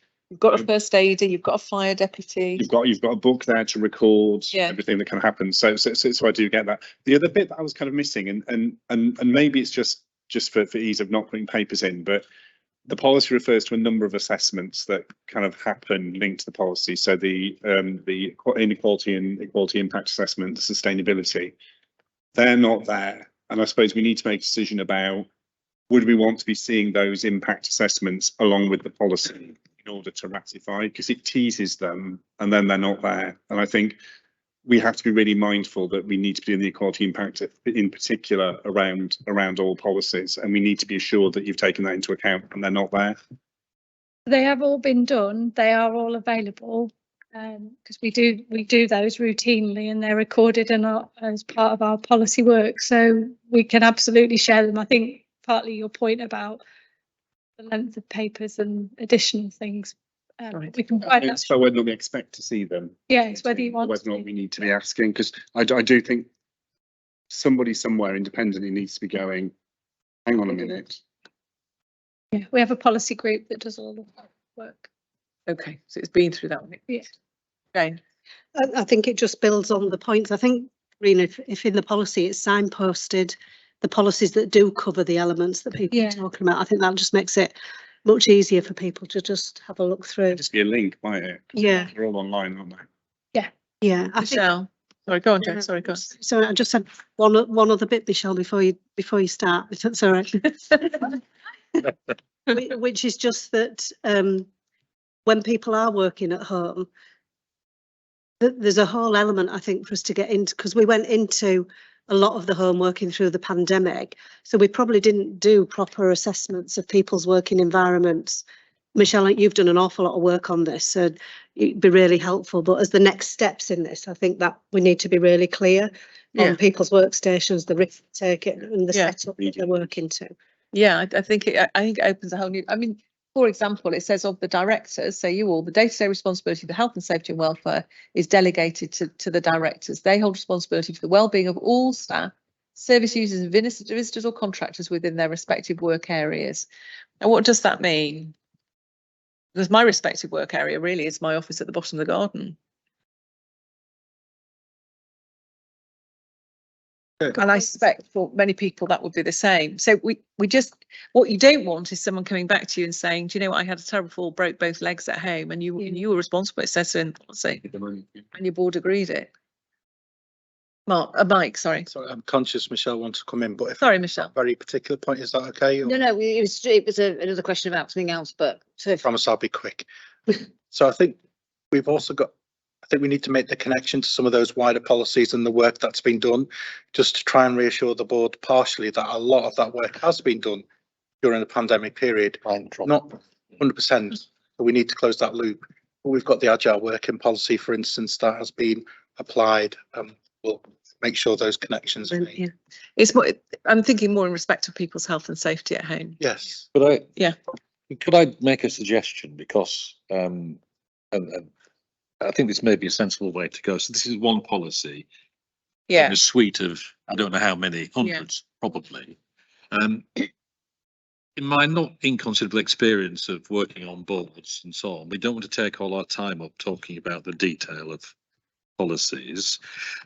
I'm not putting across what you're saying, but what needs to happen is that there should be a policy committee, which I said is doing all of that, and then bringing the sorts of points you might be raising, if it's relevant to the board or relevant to any other committee. So I didn't really want to cut off the conversation, but maybe we haven't quite got that right. I mean, I would imagine, Simon, that's the sort of process. I mean, I've sat in boards in the past where we signed off like 40 policies on the assurance of the people who need to have oversight of them. So I think that's how we should operate. But if I may suggest, certainly, Michelle, and then Karina. Part of my response, I suppose, because we've done a lot of work on agile working, what have you. We've got sentences in policies and things, but the question I was going to say is what we actually need at the board. I don't necessarily think personally need to see all of the detail of the policies. I just need to be reassured that there is a process behind them. So what I was going to ask for, what the board needs to own, is a policy of policies. Apologies for that, but so have we got a policy which says how we're going to manage and support policies, which is quality impact assessment, there's a policy group, how we're going to review them, what committees are going to be responsible. In our organisation, the committee sign off the majority of the things alongside the executive management team. So I think for me, that's what we're missing, really, to be fair. Thank you, Michelle. So, Chair, sorry if I may come back on that point. We signed off the policies on the 1st of July 2022. So the only ones that actually do come here are the ones that are for the board to sign off. Right. Unfortunately, health and safety is one of those. Can we ask you to go back and adapt it to in light of this conversation? Thank you. Item 20, Anya, let's get better. Yeah, thank you, Chair. So it was probably a helpful timing, particularly for those colleagues that were at the time out session, where an element of this approach was discussed in terms of public facing communication, if you like. And this, we've been doing some work, and I'll just explain a little bit more around this as a system. I'd sent an update to some colleagues, and the chair very helpfully said it would be helpful to just spend a few minutes at board to bring you all up to speed with what's been happening. So that's what we're going to do. So this sort of campaign, this approach was developed towards the back end of the last calendar year. And it was really driven by a number of key points of feedback from different groups. In a lot of our engagement work, a key theme that was coming over was that people actually wanted to be able to access more information more readily in respect of managing, if you like, their own health and well-being. There was a huge amount of feedback actually coming through from the primary care community, particularly general practice, saying actually, as the NHS nationally, we're doing some great campaigns, but actually most of it is driving people to a service. It's reinforcing the point that people need to do something if they feel unwell. Call 111, visit a pharmacy, where the feedback was in most cases actually people need to care for themselves in terms of both prevention and self-care. So there was a strong driver coming through there, and in a not dissimilar but much smaller scale way to what the workforce have described. We had some system comms meetings as well, where again this was coming through from our systems comms leads in terms of it would be great to have some sort of campaign that was running across the ICB, the ICS area, that is around that public health, that prevention message. And so this is where this was born. We did a lot of work before Christmas to develop the brand and the sort of icon that you can see here, working particularly again with partners, patient and public groups. And implicit in this is the idea of we're doing this together, let's, and the let's get better as the strapline can be used in lots of different ways. It can mean actually getting better from a health perspective, but it can be used again in different ways and for different audiences around improvement and optimizing performance, lots of different ways. So it's felt that was something that could encapsulate a lot. So that was just a bit of background as to where this had come from. We did a soft launch in the winter to support some of the key winter messages, but this has really gained momentum since the 1st of April, where we have more extensively launched this campaign across the footprint. And very helpfully, Mike earlier said that he'd seen something in Cleethorpes, so it definitely is there. So the idea again was to provide a one-stop repository for this information, and not necessarily around just the pure health and service information, but around actually the tools, the information, advice, guidance that people need and want to get better, to stay healthy and to have a good life. And so we've got the Let's Get Better website that has launched, and this follows that life course around start well, live well, age well and die well, and has a huge amount of information on there already. Yes, it includes information about service, but more importantly it provides the advice and guidance. And this launched on the 1st of April, and you can see there just some of the initial figures. This has been supported in the main by an awareness raising campaign across the month of April. So this is very much about getting this in front of people, piquing their interest, getting them engaged. But it has very much been about awareness raising in the first instance. And we'll be doing a lot more user testing with the website to check if that content is relevant, is serving the purposes that people have identified. We've got the Let's Get Talking blog that we've had a number of these, and you can see there's some of the information, some of which has been clinician led, which is, and the feedback again has been really good in terms of addressing some of these key issues that people are concerned about or interested in, and giving that really practical advice. And again, the sort of video content works really well in that regard to supplement with the written content. And you can see again there just some of the content that is coming up. The awareness has been amplified by extending the social and digital reach, because our ambition is to engage with as many of our 1.7 million population as we can around this agenda, and social and digital, notwithstanding the significant challenges we face in some of our places around digital exclusion, is the easiest, where we are a digital first world now, particularly younger generation are digital natives. And you can just see here again some of the headline reach in terms of how these messages have been amplified across the patch. And we have also, again, from insight that we've received, particularly from general practice and patients and members of the public, created, and this will be ongoing, a series of health advice videos. I'll just start playing. I won't play the whole thing in the interest of time. This is the one that's been advised by the NHS for small children. And this goes under the armpit. So I have the child nice and snugly against you. I would try and have the child sitting on your lap. Well, played the full piece, but one of the key things that was fed back was, and again, this has been exacerbated by COVID, that parents don't know how to check a child's temperature. So it's some of those basics of how to check a temperature, what to have in your medicine cupboard or whatever you've got, etc. And again, the videos to make it engaging and digestible. We've had print and online partnerships with all the titles that you can see here, so covering the patch. Nigel has been featured in many of those, but again, relevant and topical information, advice and guidance. So particularly over the Easter period, it was around preparing for the bank holiday, thinking about what you needed to have in and how services were going to be affected by things like the industrial action. And again, here you can just see some of the headlines in terms of reach of those publications. Part of our challenge, as I'm sure we're all aware of in everything that we do, but particularly from a comms, a marketing and media point of view, is the extent of our geography. Some of our some of the ICB colleagues that I work with have the luxury, if you like, of working across a tighter footprint where, you know, your media coverage is perhaps, you know, 2 or 3 key platforms, where in our patch it's significant. But you can see here just some of the reach and the titles that have been used, and again some of the creatives that have featured in those publications, both in terms of print and online. And finally, the out of home advertising. So as I say, Mike alerted me to the fact he'd seen one of these telephone boxes in Cleethorpes, but these have been across the patch.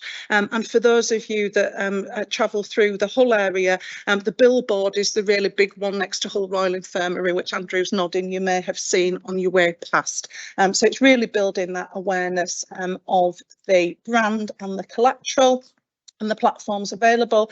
And here are just some of the snippets of feedback that we've had so far. Again, you can see here a mix of our clinician colleagues, our partners, and most importantly, patients and members of the public. So it is being very well received thus far. Very, very early days, but a lot to build on here. I should have said we've worked very closely with public health and local authority colleagues in particular to plan the content calendar, which we will keep under constant review.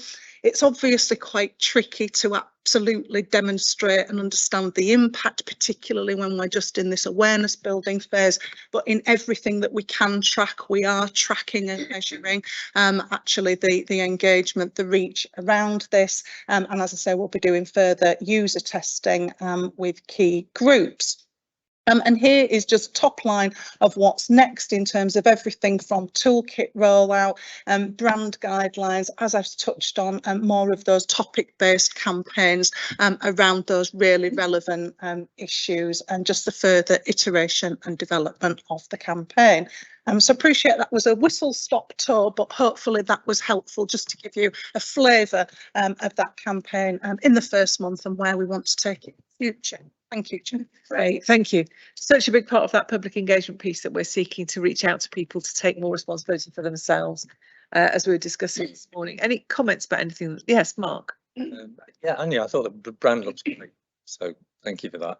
Just one question, and I might have missed this as we were going through, is social media. Obviously, we're doing things on Facebook, and I see other organisations doing stuff on LinkedIn, which is probably not massively relevant to our population, but partners it might be. What about TikTok and Instagram? Are we doing stuff on those? So it's primarily Facebook at the moment, purely because that's where most of the audience is at, if I can put it that way.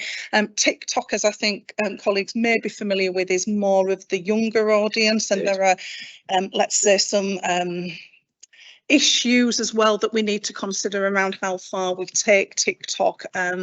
We'll all be aware of some of the potential political issues around that, but I think this is about the broader awareness, and then it's how we use those platforms and channels to drill into some of the activities. So as an example, as we're coming up to, we've got some activity around Pride as an example.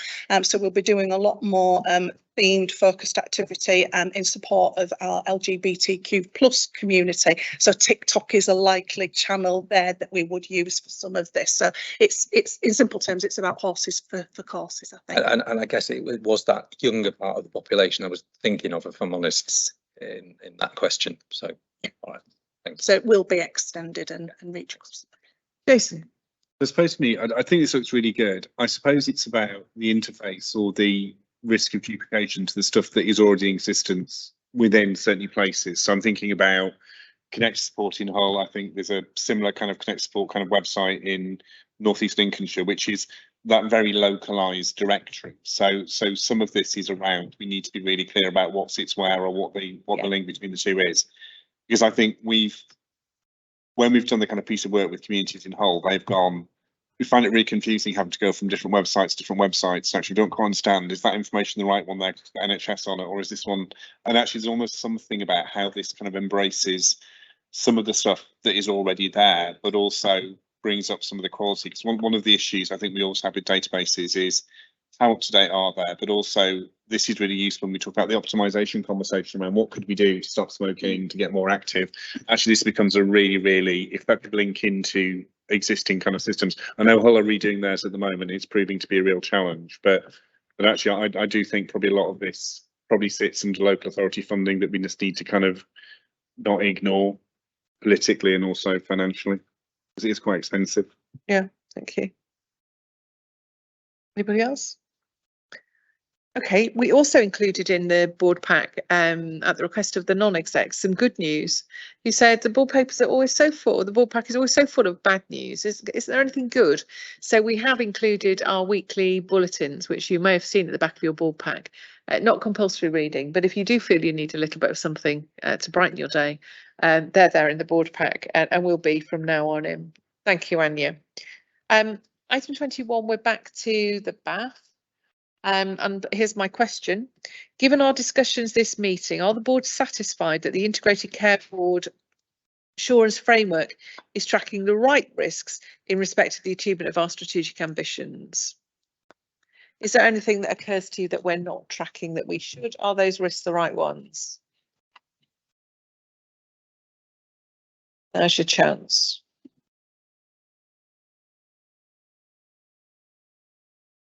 Anybody want to make any suggestion, change? We conclude that they are the right risks in that case, I think. I think so. Yeah, yeah, thank you. No matters of any other business as best I know. Unbelievably, the next time we meet in public will be Wednesday, the 12th of July. That seems a long way away, doesn't it? But I suppose it's not, is it? Wednesday, the 12th of July. That brings to an end our public meeting. Thank you all very much indeed. Thank you to anyone who's watching us. And the meeting closes now. And for the benefit of the board, we'll resume with our next meeting at 2:10. 2:10. Thank you all very much indeed. Thank you.